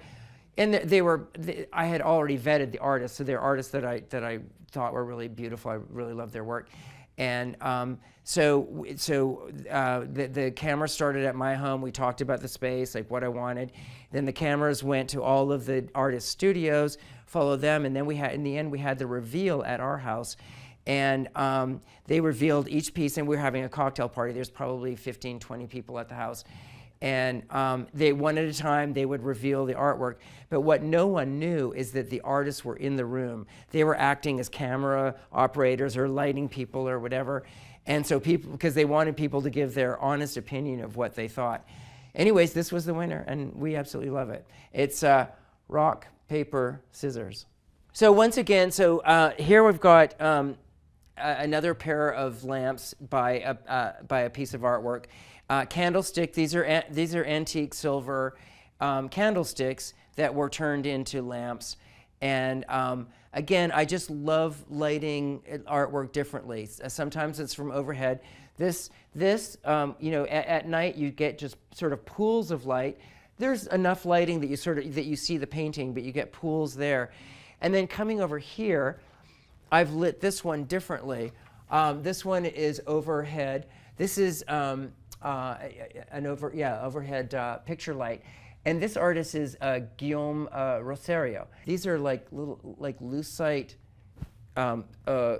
sort of like straws. I don't know how he does the work, but it's absolutely amazing, and I find it beautiful. And there's something about these purple calla lilies resting in that sort of teal background, framed by that makes me very happy. This is another antique that this is an American piece. It's not super valuable.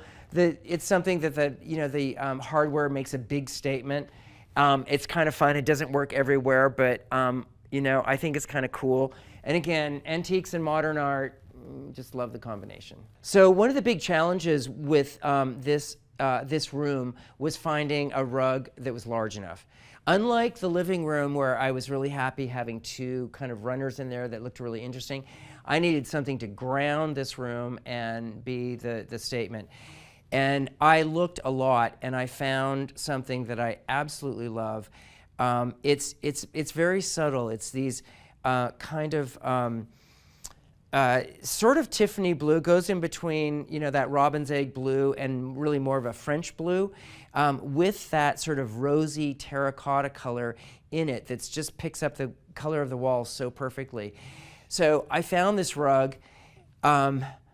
I paid way more than I thought that I would pay for a rug, but I loved it so much. It just when they brought it here, I was like, oh, it belongs in this space. So I didn't know about the authenticity of the rug. They sent me the letter after I paid for the rug, after I bought it. I absolutely loved it. And it was made the same year that the house was built in 1910. I was like, that's so perfect. I love it. I love it. But it would have taken, it's a very, very fine weave. It would have taken probably 5 or 6 people a solid year to make only this rug. And I feel very fortunate to be able to live with it and enjoy it. I love it. I think about my past and how it's affected the trajectory of my future. I'm actually a retired ballet dancer, and lived in New York City for many years. I went to school in Montreal, and I'm from Vancouver, Canada originally. And I discovered dance somewhat late in life for a dancer, but I was meant to be doing that. And I had an amazing career and toured Europe and Africa and everything kind of back in the day. And when it was time to retire, because it is a short career, I really didn't know what I was going to do. I loved beautiful things. I started when I was living in New York. I started going to design school, but it was really fashion design I was going to be going into. And I moved to Atlanta for dance specifically, and met a lot of wonderful people. And I met an interior designer, and I didn't know that you could do that for a living. I was just ignorant to that. And it just fascinated me. And I remember back in my life, I was that kid that changed my parents' living room around quite regularly. My bedroom, I changed it seasonally. So clearly I was sort of meant to do it. So I was just incredibly fortunate that I've had 2 careers in my life now that I could totally express myself, be who I am, and hopefully make other people's lives a little more wonderful and beautiful.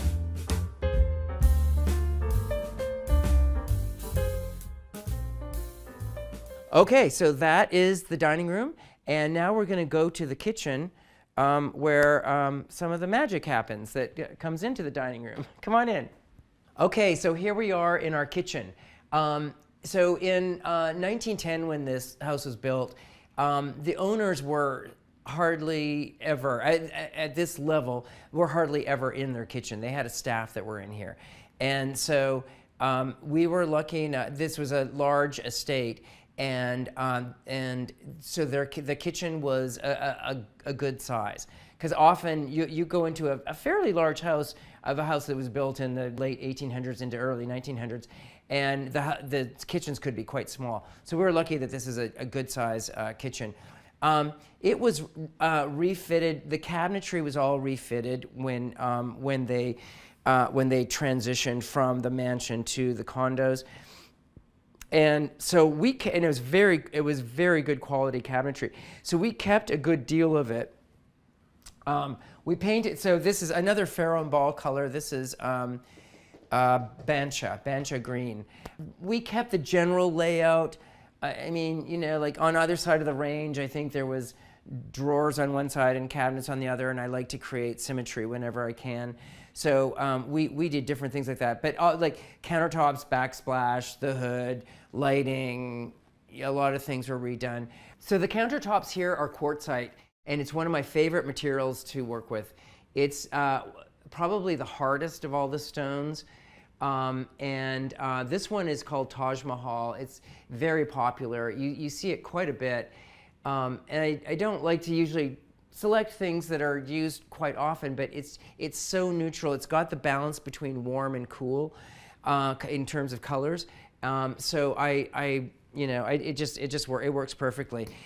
These bar stools I had upholstered in this cravat fabric that's also a chenille, and it's textured and it's quilted, and it's got a crazy dragon on it, and I love them.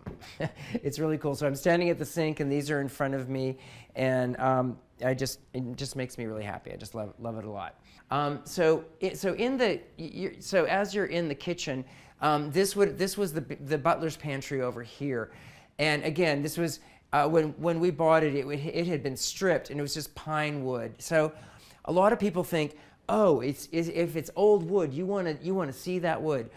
Not always. I mean, yeah, sometimes there's beautiful mahogany or walnut that's underneath it, and sometimes it's just pine, which pine is sort of the workhorse, but it's also a very soft wood, so it dents easily and so on. Anyways, this was all just exposed pine, which did nothing for me. So I painted most of it the same color as the cabinets, and then I had a lot of work done on the cabinets themselves. I mean, they had hinges that were door hinges on all of these doors. I mean, yes, they're heavy, but it wasn't too attractive. So the butler's pantry I really love because I love china and crystal and you know, all that lovely stuff. So we've got a lot of storage in here.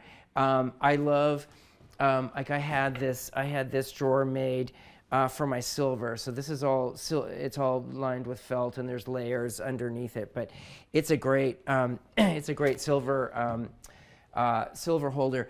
Originally, this part of this unit was up to this level, and it was just overbearing and ugly. So I had that cut down. These are the original doors, but I had them remake them. And then the walnut countertop is new, because again, it was pine and it was a mess. So we had that all ripped out and redid all of that. And then now this is where I house like all of my beautiful china and everything. I've got, this is Marie Dodge, who I absolutely adore. I mentioned my wedding china. This is Bernardeau, and I've got several pieces of that, which I think is really beautiful. But again, it is about mixing them and playing with them. I've got antique, pressed glass plates and new things and old things, and combining all of them together is what really makes a dinner party, and it makes me excited to entertain. Like we'll be cooking, like figuring out what a menu's going to be, what a menu's going to look like. I try to make sure that it's not too labor intensive, because there's only so much you can do. I'm fortunate because my husband participates, and he does things as well. And of course, he takes care of all the wine and the drinks and everything. But I really love to set a table for dining. That's just one of my favorite things to do. What are the flowers going to be? Which china am I going to use? How am I going to swap it out?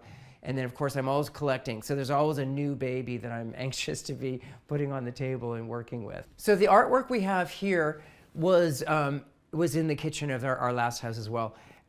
Jennifer Crowley is the artist, and they're actually all politically based, which is interesting because I talked earlier about how art is a language, and you have to learn to speak different languages, and that's not the message that I get, because I actually hate politics.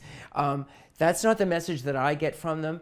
I think they're playful and fun, and they're textural. I love the colors. They have an earthy quality to them. And so normally I wouldn't get 3 paintings from the same artist and hang them in the place together, but I just love them all together. I love their dialogue all together. I mean, you see there's rabbits in each one, and there's kind of megaphones in each one, which I guess talks to the politics or whatever it is. But again, it's not what I see. And I'm opposite when I'm at the sink in the kitchen. I look at these all the time, and they make me happy. They make me feel at home, and I love looking at them. And then I've got another antique box with them, an antique lamp this time. So again, playing with antiques and modern all together. We've had a lot of, both in this house and our last house, my husband and I entertain a lot. And coming from the world of the arts, I love to give back to the arts.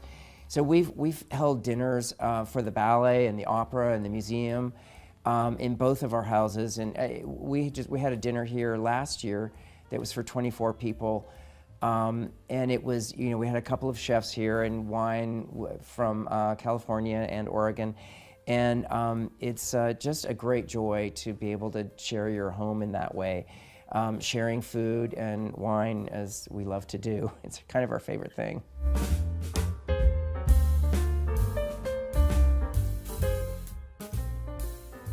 When we bought the house, it was a little breakfast room. Well, we're not going to sit in, and even though I mentioned I like to have a lot of different places to sit and eat and drink, I just never envisioned that we would be eating in this little space. So I was like, oh, this is going to be the perfect wine cellar. Our last house, we had a wine cellar in the basement, so you had to go down the basement, and it was super cool. But this is like in our face all the time. So we had these iron and glass doors made, and it's temperature controlled, of course. Humidity is what's really important for wine. But we had this, so we had this room made. Now originally, this room would have been the servants' dining room. So this would be the space that the people that worked in the mansion, this was their space to be in. So looking at this wall here, these are some special bottles of wine, but it's the background that I want you to look at. If you'll notice, these are all sides and tops of wine crates when they're shipped. Ones that we had collected, and a few friends gave us some. There's some very, very, very special bottles represented in this wall here, and this is the one and only thing that I let my husband do on his own. I'm a little bit controlling when it comes to design, so I said, "This is your wall. I want you to place them all." So, so he placed. They were all laying on the floor in the dining room. He placed everything exactly the way that he wanted it. We measured it out, and they had to be cut, and cut for these pegs for the wine racks to go in. So the installer did an amazing job, and it was painstaking. It was really quite slow as long as it took him.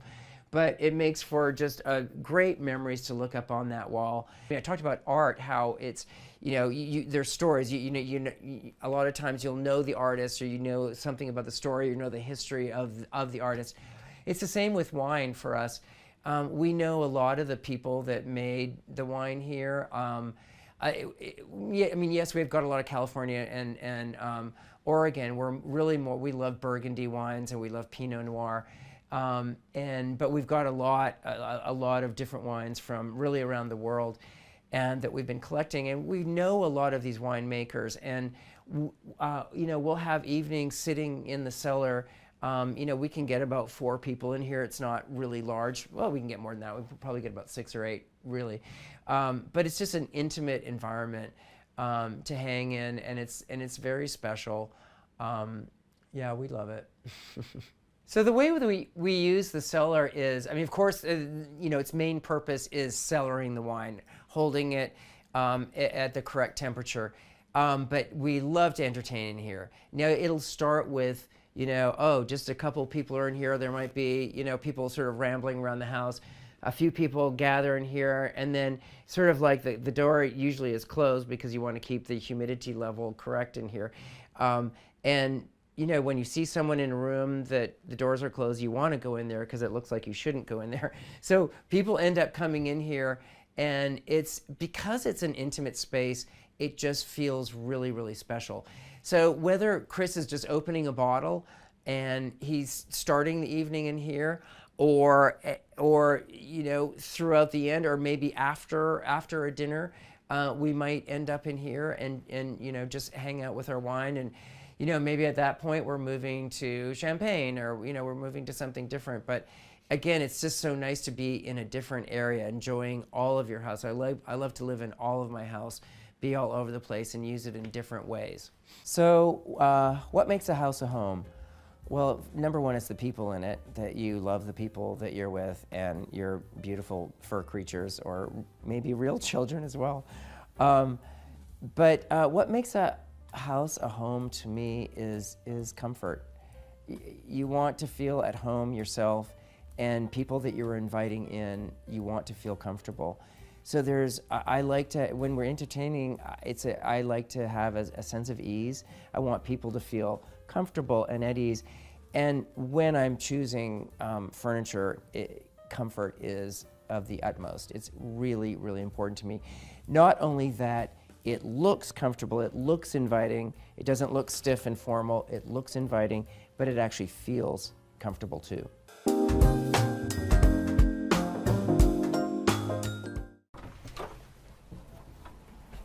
Hey, Homeworthy, I'm Melissa. And I'm Palmer. Welcome to our house in Atlanta, Georgia. Why don't you come inside and we'll show you around.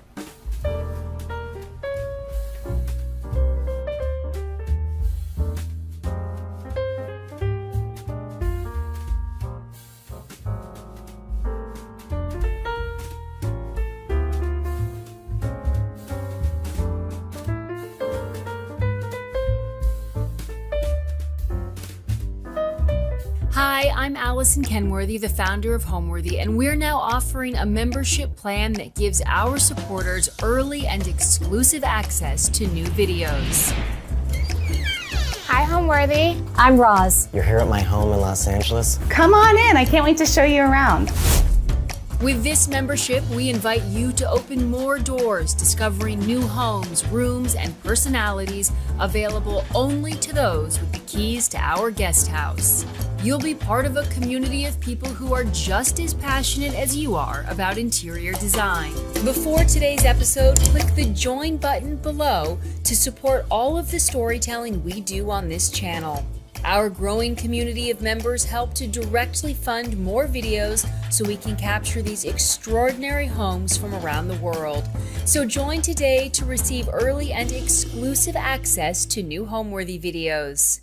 You're watching Homeworthy, where we believe every home has a story. Hi, I'm Melissa Arcaro, And I'm Palmer Shallon. and welcome to our Craftsman house in the west end of Atlanta, Georgia. Our house was built in the early 1900s, probably around 1920. For the most part, when we bought the house, it was pretty much in the condition that it was built. The floors are all original.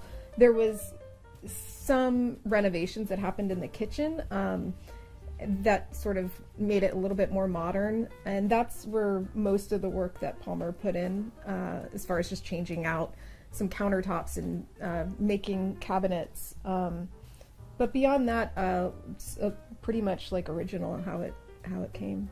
We came here from Los Angeles 2 years ago, and with the intent to buy something, and we had narrowed it down to a couple between this house and one other house, and there's a local grocery store, like a little co-op around the corner called Westview Corner Grocery Store. Westview Corner Grocery. Yeah. And that cemented it. It's just a cute place. It's in walking distance. Yeah, with pretty the other much one. when we saw the grocery store, I was like, that's the house. Not to say that the house isn't special, because it Yes. certainly is. They hadn't done as much renovations to it, so it was kind of nice. It was still like you could see the character. You could Yeah. see what the house actually was and what was it intended to be. The grocery store just sort of sealed the deal. We saw a lot of houses that had a lot of the original character on the outside, and then you walk inside and it was a gut renovation and had no original character left. In LA, we lived in a warehouse that I converted, and it was like in an industrial area. To me, I like cozy spaces, and so I always want it to be calm and cozy. So I gravitate towards more warm tones and textural fabrics, and Melissa is the same in terms of texture and I love pattern, love mixing things. But I think in this space in particular, it was kind of like it led us in a lot of ways. I mean, both of us like earth tones a lot. We love woods, but the space itself sort of was asking for some of it. Like it just made sense. So it is our personal style, but it's also what is the style of the house. Because in LA, our house was all metal, and so Palmer was welding all the furniture, and it was a totally different look, but it was also a big industrial warehouse, so woods wouldn't have really made as much sense. So I don't know, I think we're both kind of adaptable, and depending on the space is probably what is going to come out of it, whatever makes the most sense. Almost everything in the space, there's a story behind it. We've been together for 22 or 3 years, somewhere in there, and so we've collected a lot along the way. Had a lot of friends who are artists, worked on a lot of projects that have sort of brought different things into our lives. And then, of course, like Palmer builds the majority of the furniture, so we've talked about the wood or the fabric that's going to go into it. So everything's just really personal in the space.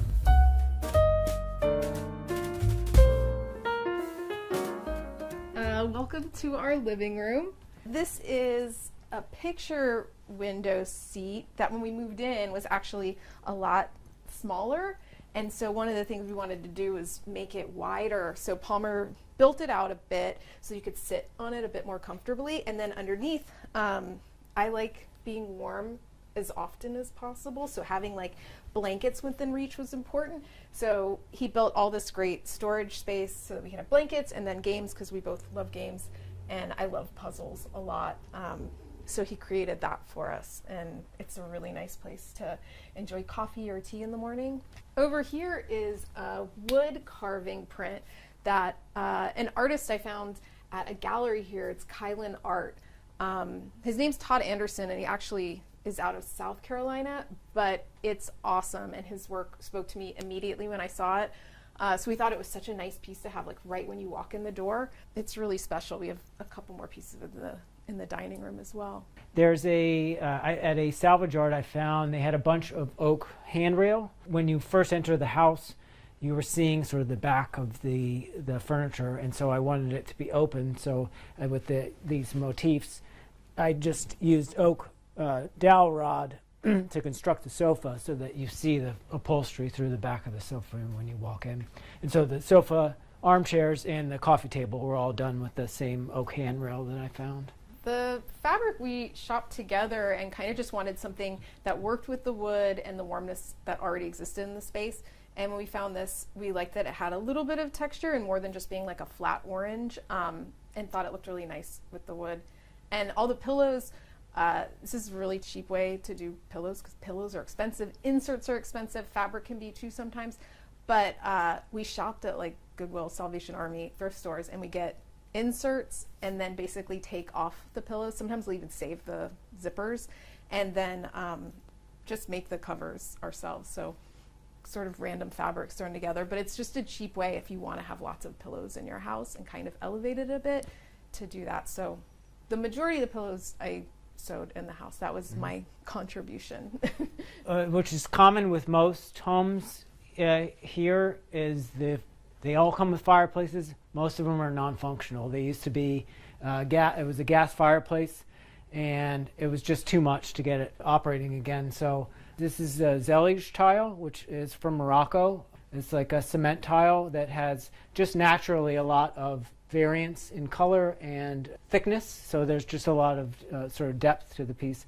So I tiled the piece, and then we've been together for 23, 22 years, but we've been married for about 2 years. 3 years. That we got married during COVID, and we lived in a warehouse in downtown Los Angeles, and the back alleyway we turned into is where we got made this like big sort of production, but it was just the two of us and our good friend Judge Craig Mitchell, who married us. Yeah, there's a lot of garbage in downtown Los Angeles, so I had made this 12-foot tall puppet out of cardboard and old advertisements, that just garbage that I found around in Los Angeles.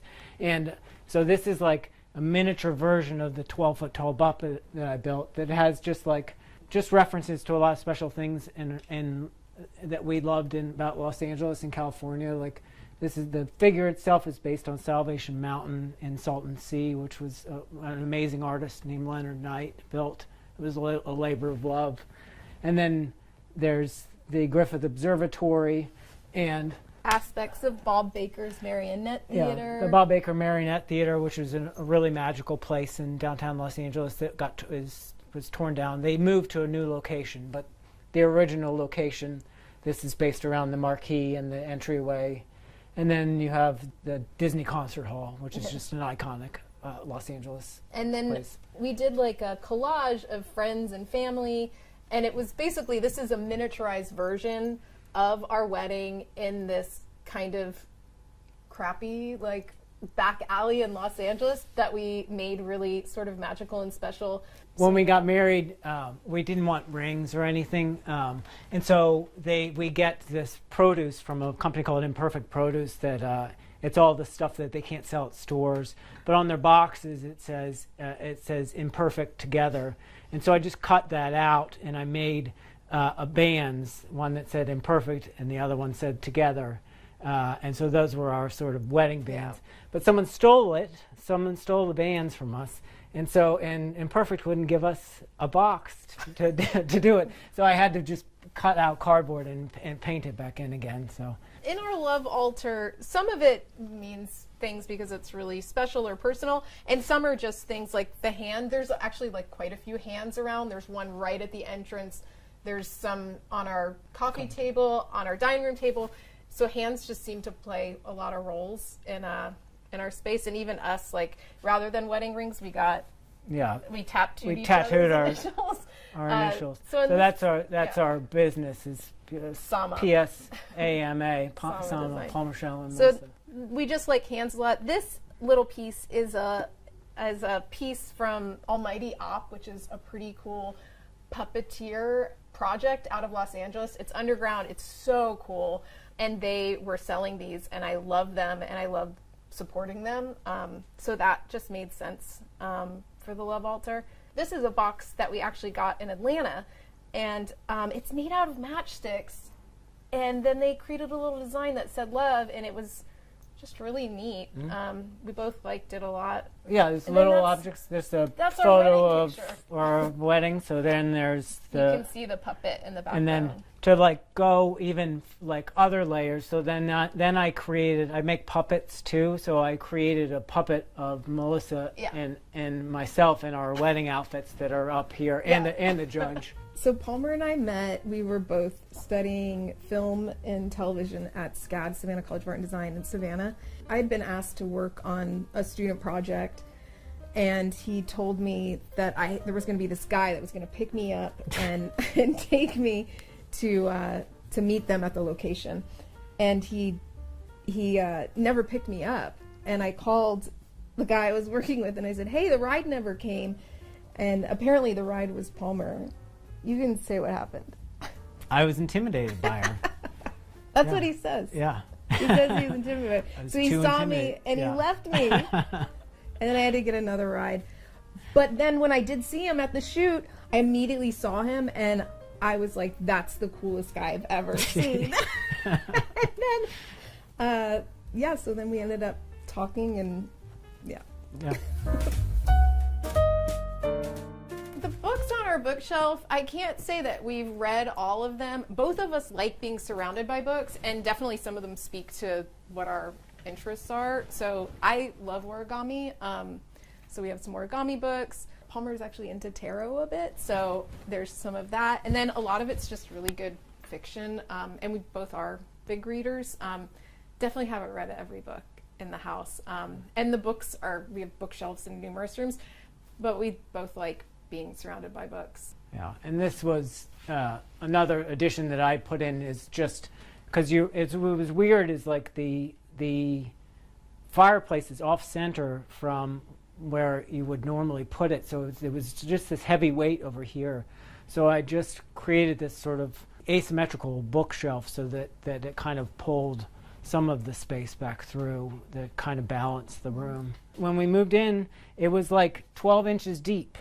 I don't know, so I made it deeper, and then we got this, it's like a subtle detail, but we have this anaglypta wallpaper that we put in the corner so that you just get a little bit of texture in this corner, but it's a nice little cozy spot to read a book.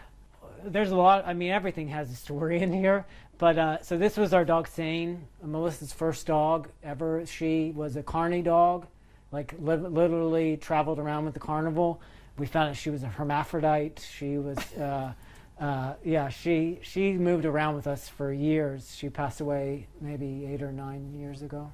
We've hosted over the years in Los Angeles through Airbnb and two amazing organizations called Servas and Couchsurfing, where we've just had a lot of interesting people from around the world stay with us. And one of our guests drew this picture of Pip Pap. This piece here is from a place in Los Angeles, and it's people who have developmental challenges. They give them all the supplies they need to create artwork, and then they make the artwork available to the public. And then this was a piece I got here in Atlanta, and it just basically says, "Cool chicks on break, 2 cool chicks." And they're on a smoke break. I loved it immediately. I thought it was so cool. It's on cardboard, actually. And then when I brought it home, Palmer built a frame for it, and it made it here. I don't think it's one of his favorite pieces, but I really liked it, so it found a home in our home. The peachiness that comes through sometimes, and I think when we were both picking out colors for this space, we were definitely leaning towards a lot of greens, but I kept being drawn to pinks. Palmer was trying to pull me back from that as much as he could, but sometimes it seeps in. It's called Rare Sun by Benjamin Moore, I think, maybe Dunn Edwards. Yeah. It's just a nice sort of neutral, warm tone, but yeah, it does have a sort of a peachy, depending on the light. The beaded loom necklace is pretty awesome. This is an artist. His name's Keith Pearson, and he's a Native American artist. He's a Choctaw artist, actually, out of Oklahoma. And I met him when I was working on a production, and he was helping us with some artwork that we needed. And when I saw his work, I loved it. So I basically just said, I love a Joshua tree, and maybe we could have some sort of animal in there as well. So I did a horned toad, and it just kind of brings a little bit of Southern California into our space as well. This was it's a piece I built. There's nothing too special, but I just used half round dowels, just so it was a textural piece and a place to hold a lamp. Yeah. But it was nice too, because the way he built it, you're coming from the entrance, and so by cutting the corners, it sort of gives it a little bit more of a flow coming in, so that you're not running into anything or it's sort of impeding the way. So I really like that he did that when he was building it. And this piece is by another awesome Choctaw artist. I think he's one of the only people that actually does traditional Choctaw pottery, like sourcing the clay himself, digging a hole where the clay is, or the pieces are actually baking. It's really cool. I even got the opportunity to go visit him in Oklahoma and see his studio.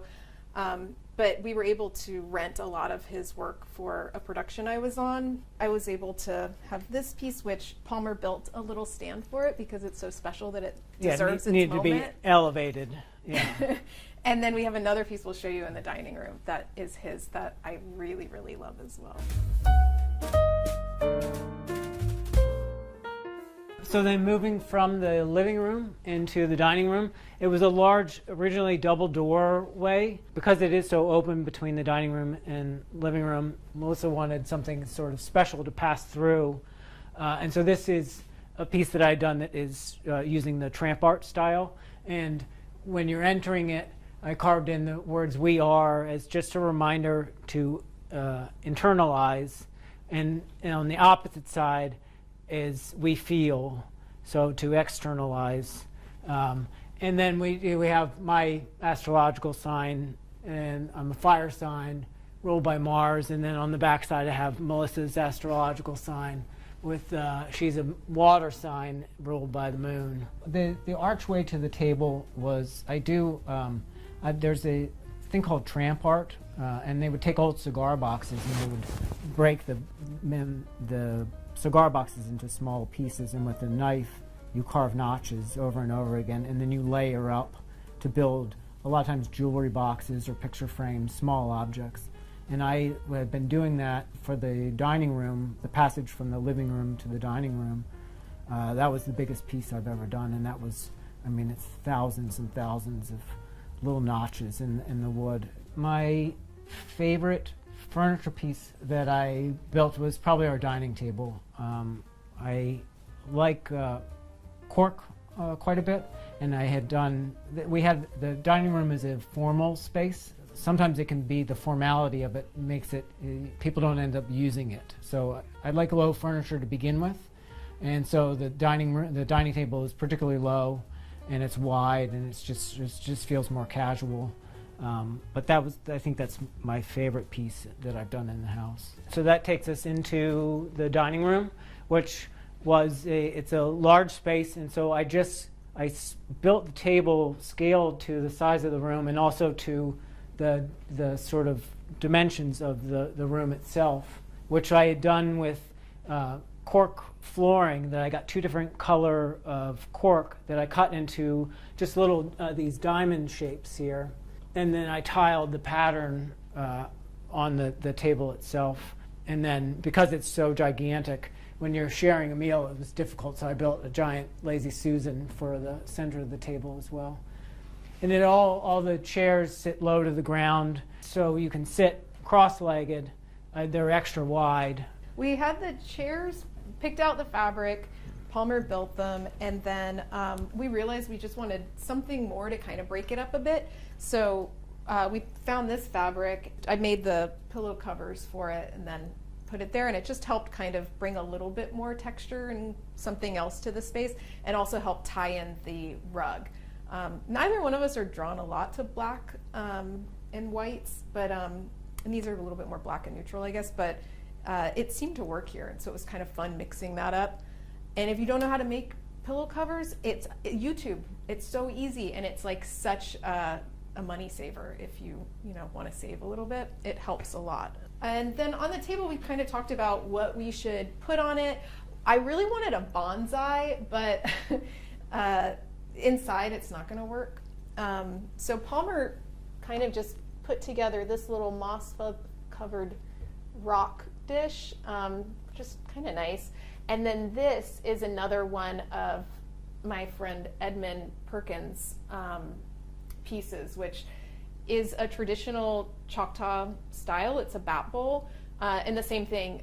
He, sources the clay himself, and is working in this traditional art form. It's really beautiful. The fact that he's still preserving this is just awesome, and it's got great detail. And so we really liked the idea of getting to put it here in a space where sort of sharing and talking and having fun, hopefully. This was, people ask all the time, like, Palmer, did you make that hand? No, he didn't. I feel like make I the hand. need to make one. Yeah. We get asked it all the time. Yeah, but no, that was just a find, and Yeah, I think in the tiny house we're building, it's seems to be that we're finding a lot of feet, so maybe that's going to be what happens there.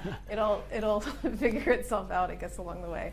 The wallpaper is from a company called Mind the Gap. I believe they're out of Transylvania. I think it is. It's Transylvania, and they've got really fun designs. Yeah. So much fun wallpaper. Yeah. And in here, we just wanted it to be like sort of grounded and natural. So this is this fun sort of forest scene. This was original detailing within the dining room. I just had to, I cut out the trim work, wallpapered, and then put in new trim to cap it. And then we took the green that we pulled from this onto the ceiling, and then I went ahead and painted the walls and the ceiling as well to kind of make the space feel sort of cozier. And then because we're so close to our neighbors, looking out the windows was not really a pleasant thing. And so I put up this shoji window film, and then built these grates out of oak. And then at nighttime, I have lights on the back side of the window, so it just kind of, they light up with a warm glow in the evening. Yeah, it almost looks like if there was like a red moon rising or setting. Yes. Because the way he has it set up, it sort of has a movement to it, and it's just kind of cool. It's a little dramatic, but there's it. drama in this room, so I just lean into it. And then the last is the sconces. There's an amazing woman named Jamie that she owns the Sound Bath Center in Los Angeles. Just incredible, her and her partner Robert. And I had learned how to play gongs and crystal bowls from her. And I had done work on her studio. And so with these sconces, I just had just some small wind gongs that kind of capture the light and reflect it outward. And we shopped and shopped and shopped when we were talking about, we knew we wanted sconces on either side, and we could not find any sconces that either of us could agree on. And so, was it you came up with the gong idea, didn't you? Yeah. He came up with the gong idea. Oh, these we got from Etsy. And that was another one. We struggled with the lights in this. Yeah, this one was a hard one. We just couldn't seem to like find the thing that we thought would work. But when we finally saw these and we liked that it was different shapes, it worked. But more than anything, it's like detail is so important.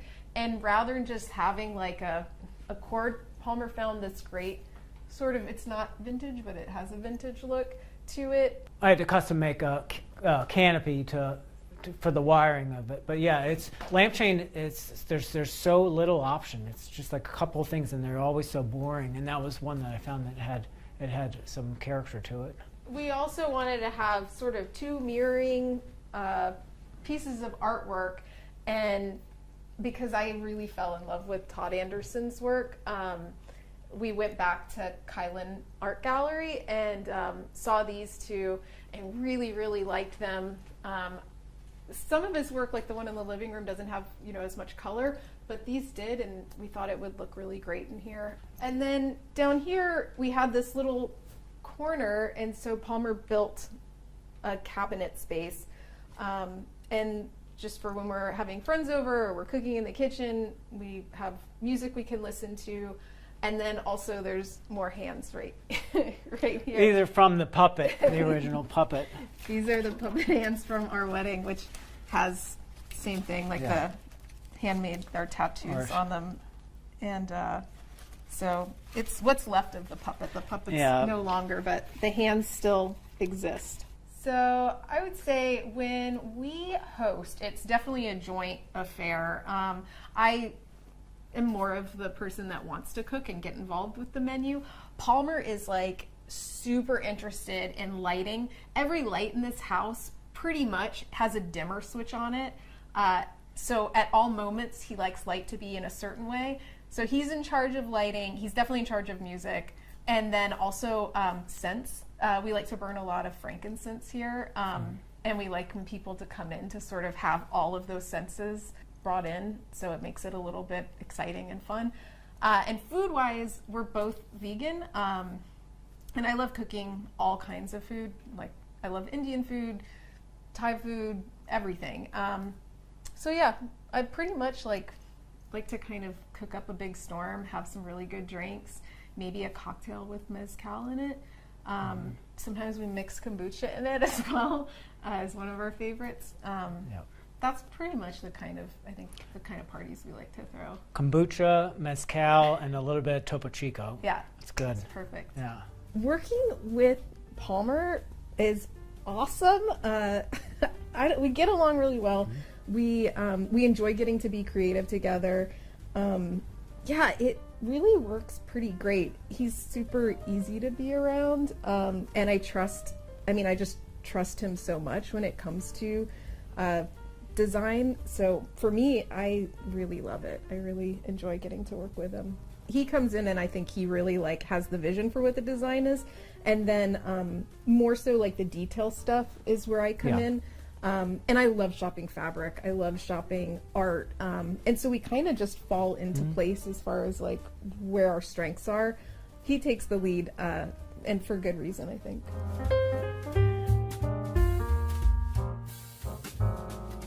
So this is our kitchen. This was probably the room that had the biggest transition. It was quite different when we moved in. Yeah, it was white quartz, white cabinets, white everything. Yeah. It was, and it's just not anything that we're interested in.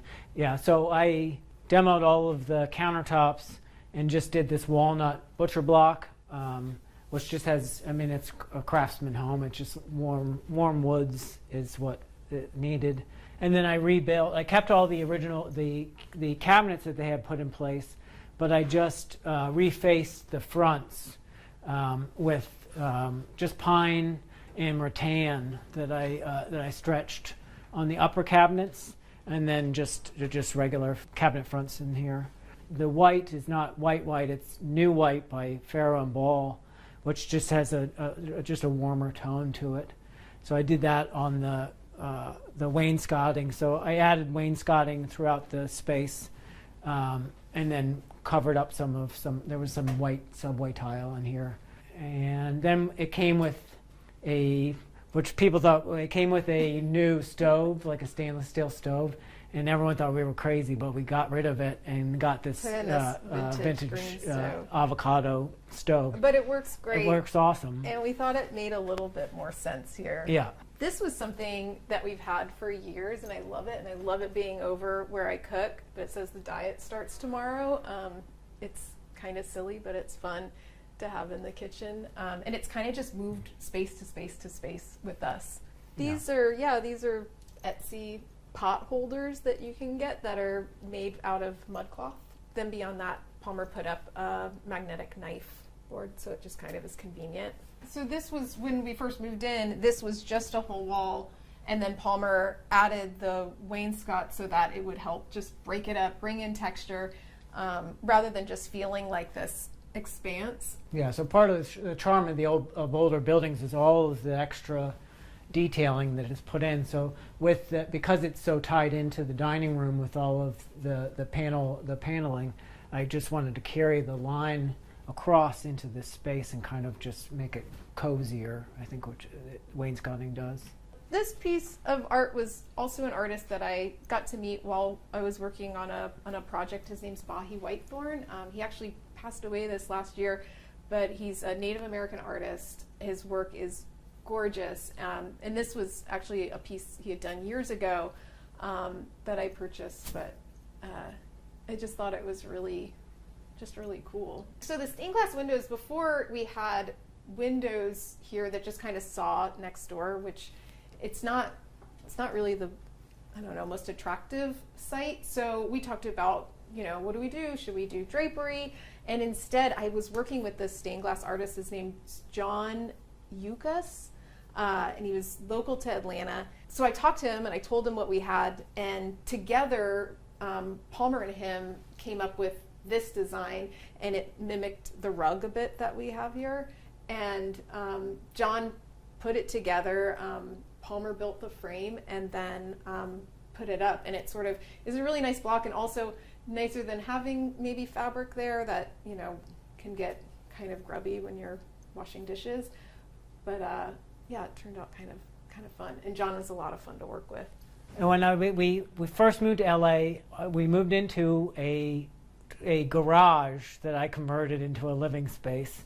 And in the house where we were living was this guy Thayer, who was just a brilliant creative mind. And he would just find all these, he would go to like flea markets and find just random things.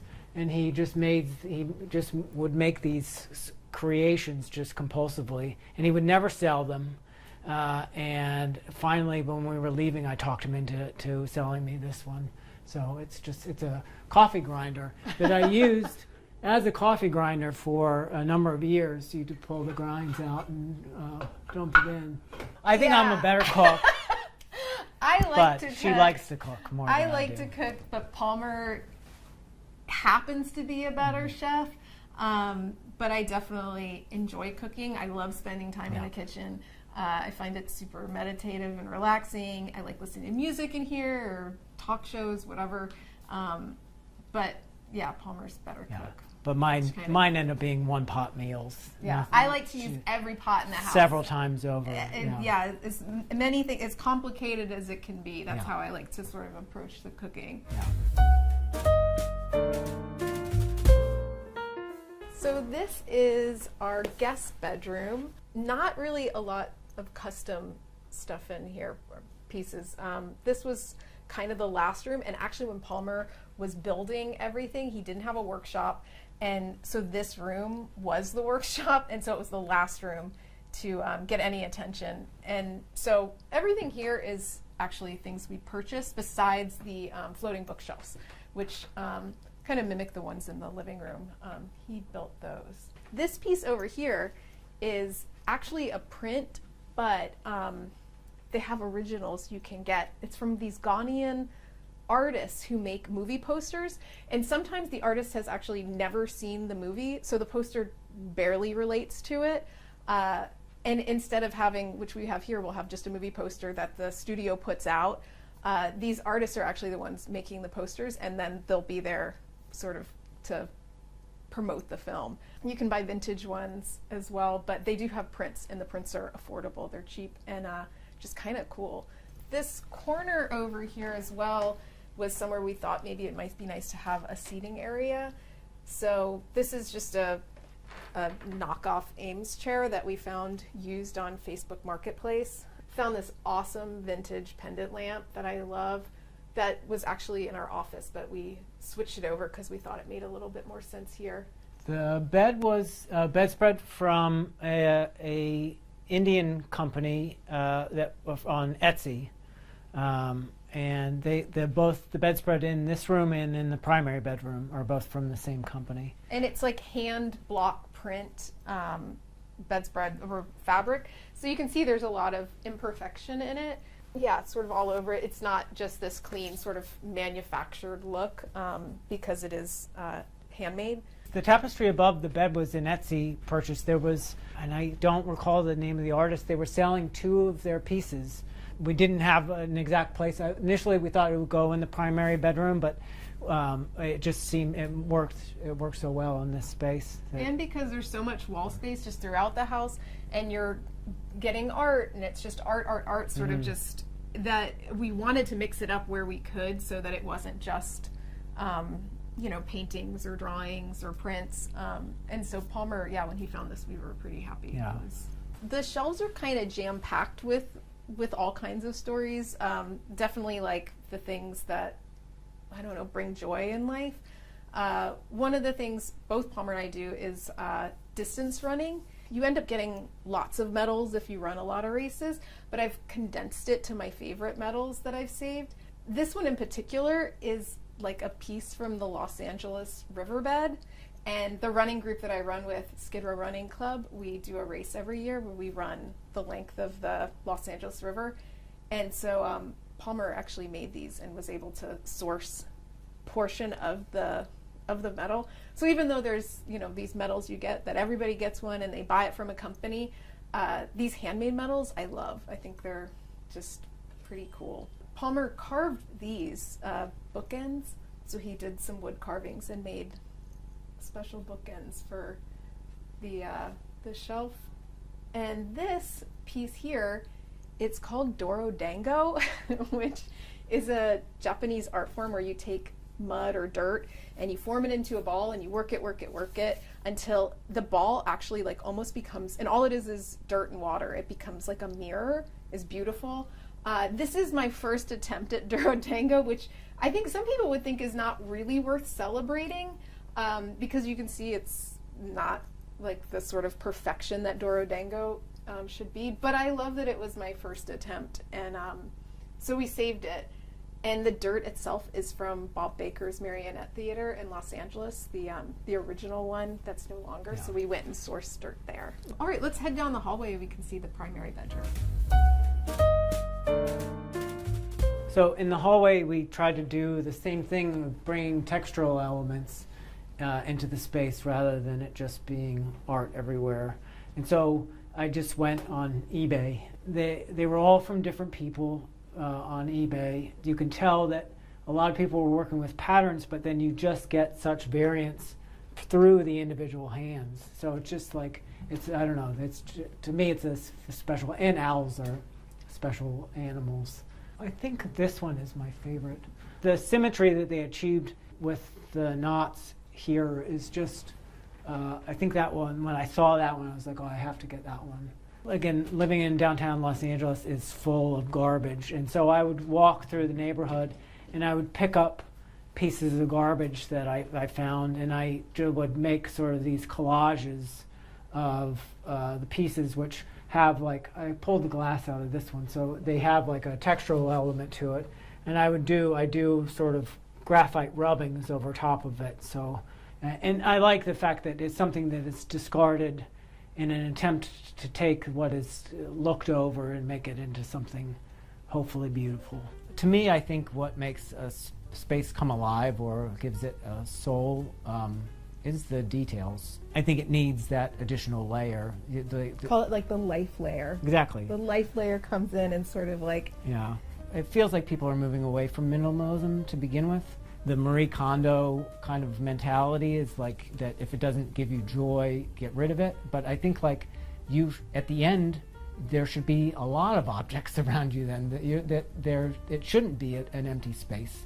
And just going with what feels right and maybe not getting too caught up in sort of what you see out there. Like I love it when I walk into a space and pictures are hung maybe higher, or things are just a little off or different, or I haven't seen it. I always think that's really neat, and somebody hasn't really overly thought it out, and it just feels sort of natural and strange and just who they are. I always appreciate that.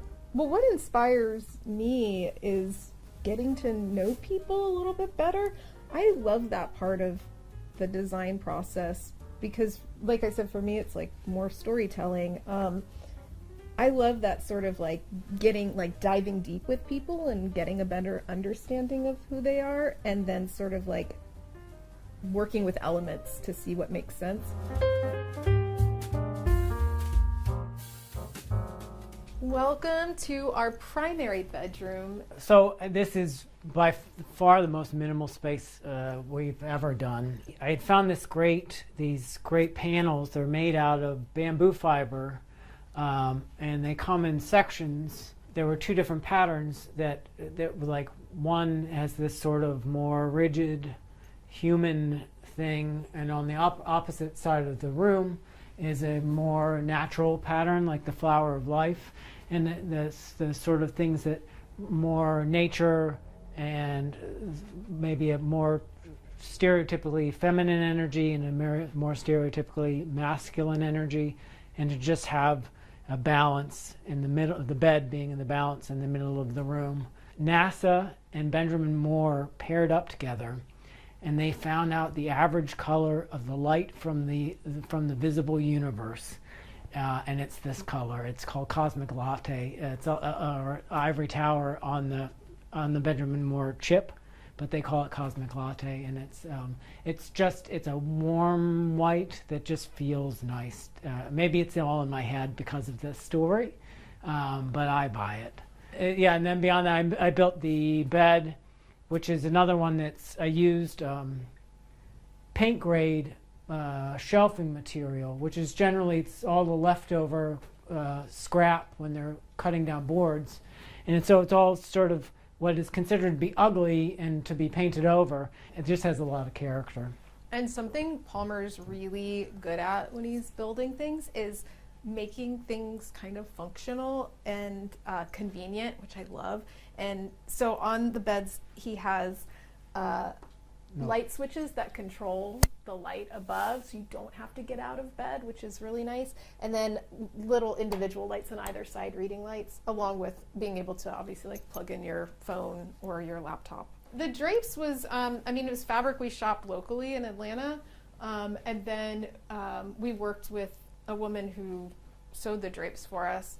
The pole itself, surprisingly, double rods with a like a decorative wood cover. Yeah, it's really expensive, and we were looking into them, and we didn't want to pay it. So Palmer actually built those, and it's such a, it's not that exciting, but man, I was so happy that he was able to do that because it saved us a lot of money. With the primary bathroom, because you are seeing it from the bedroom, I wanted to build a vanity that just had some interest, that you weren't just looking at the side of a piece of wood.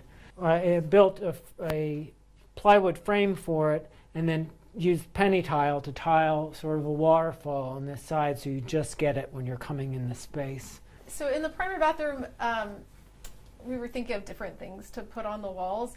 I am a button collector and have been for a long time, for decades.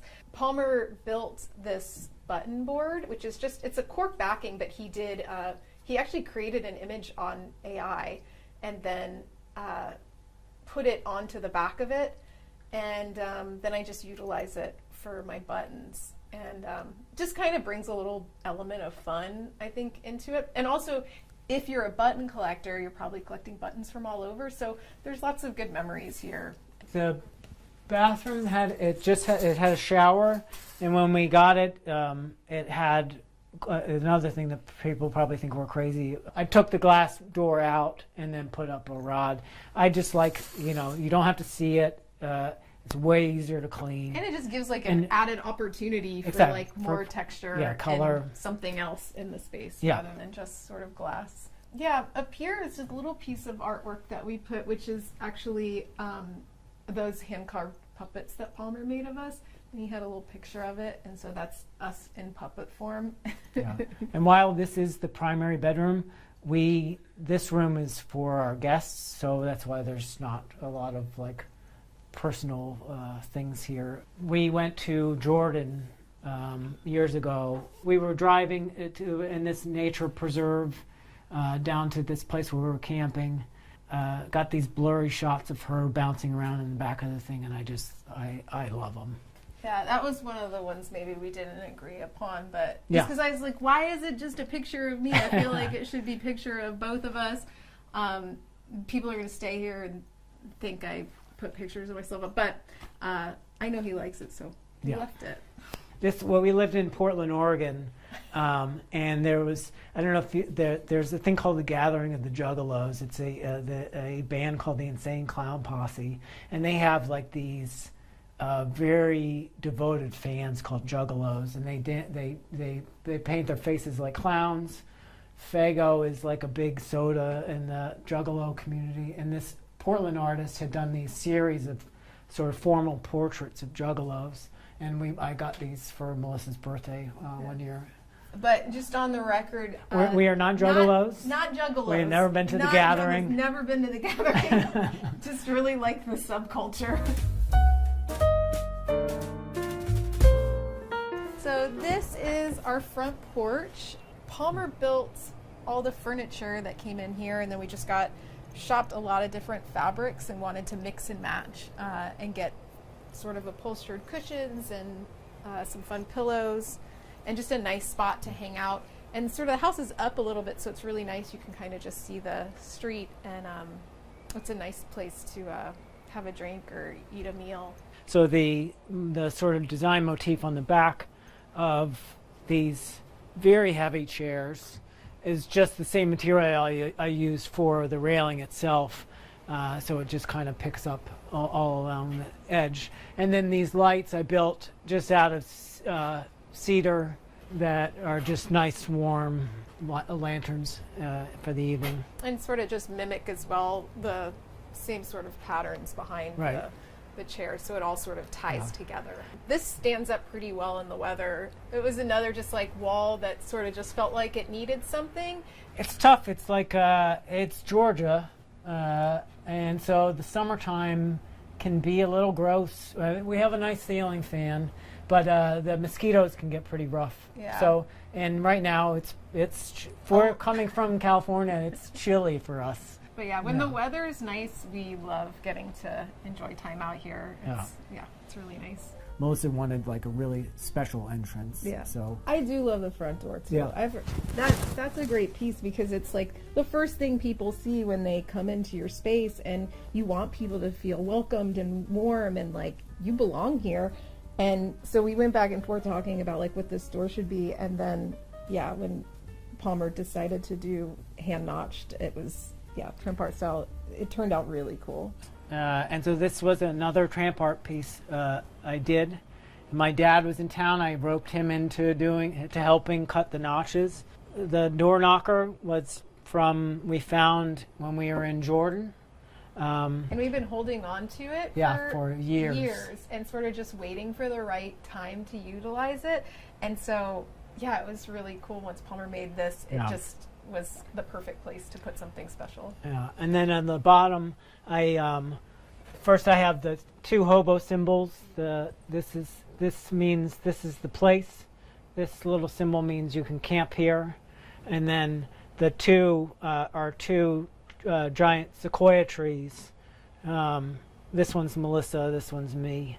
That I did a photo Xerox transfer onto the wood and then carved out some of the relief, but some of the detailing of the image is from the photo transfer that I did.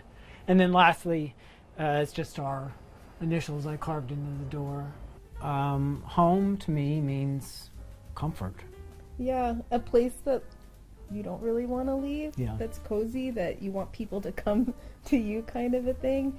A safe space, for sure. Blankets within arm's reach. Really cozy. And Thanks for watching. Go to homeworthy.com for exclusive content and shopping guides.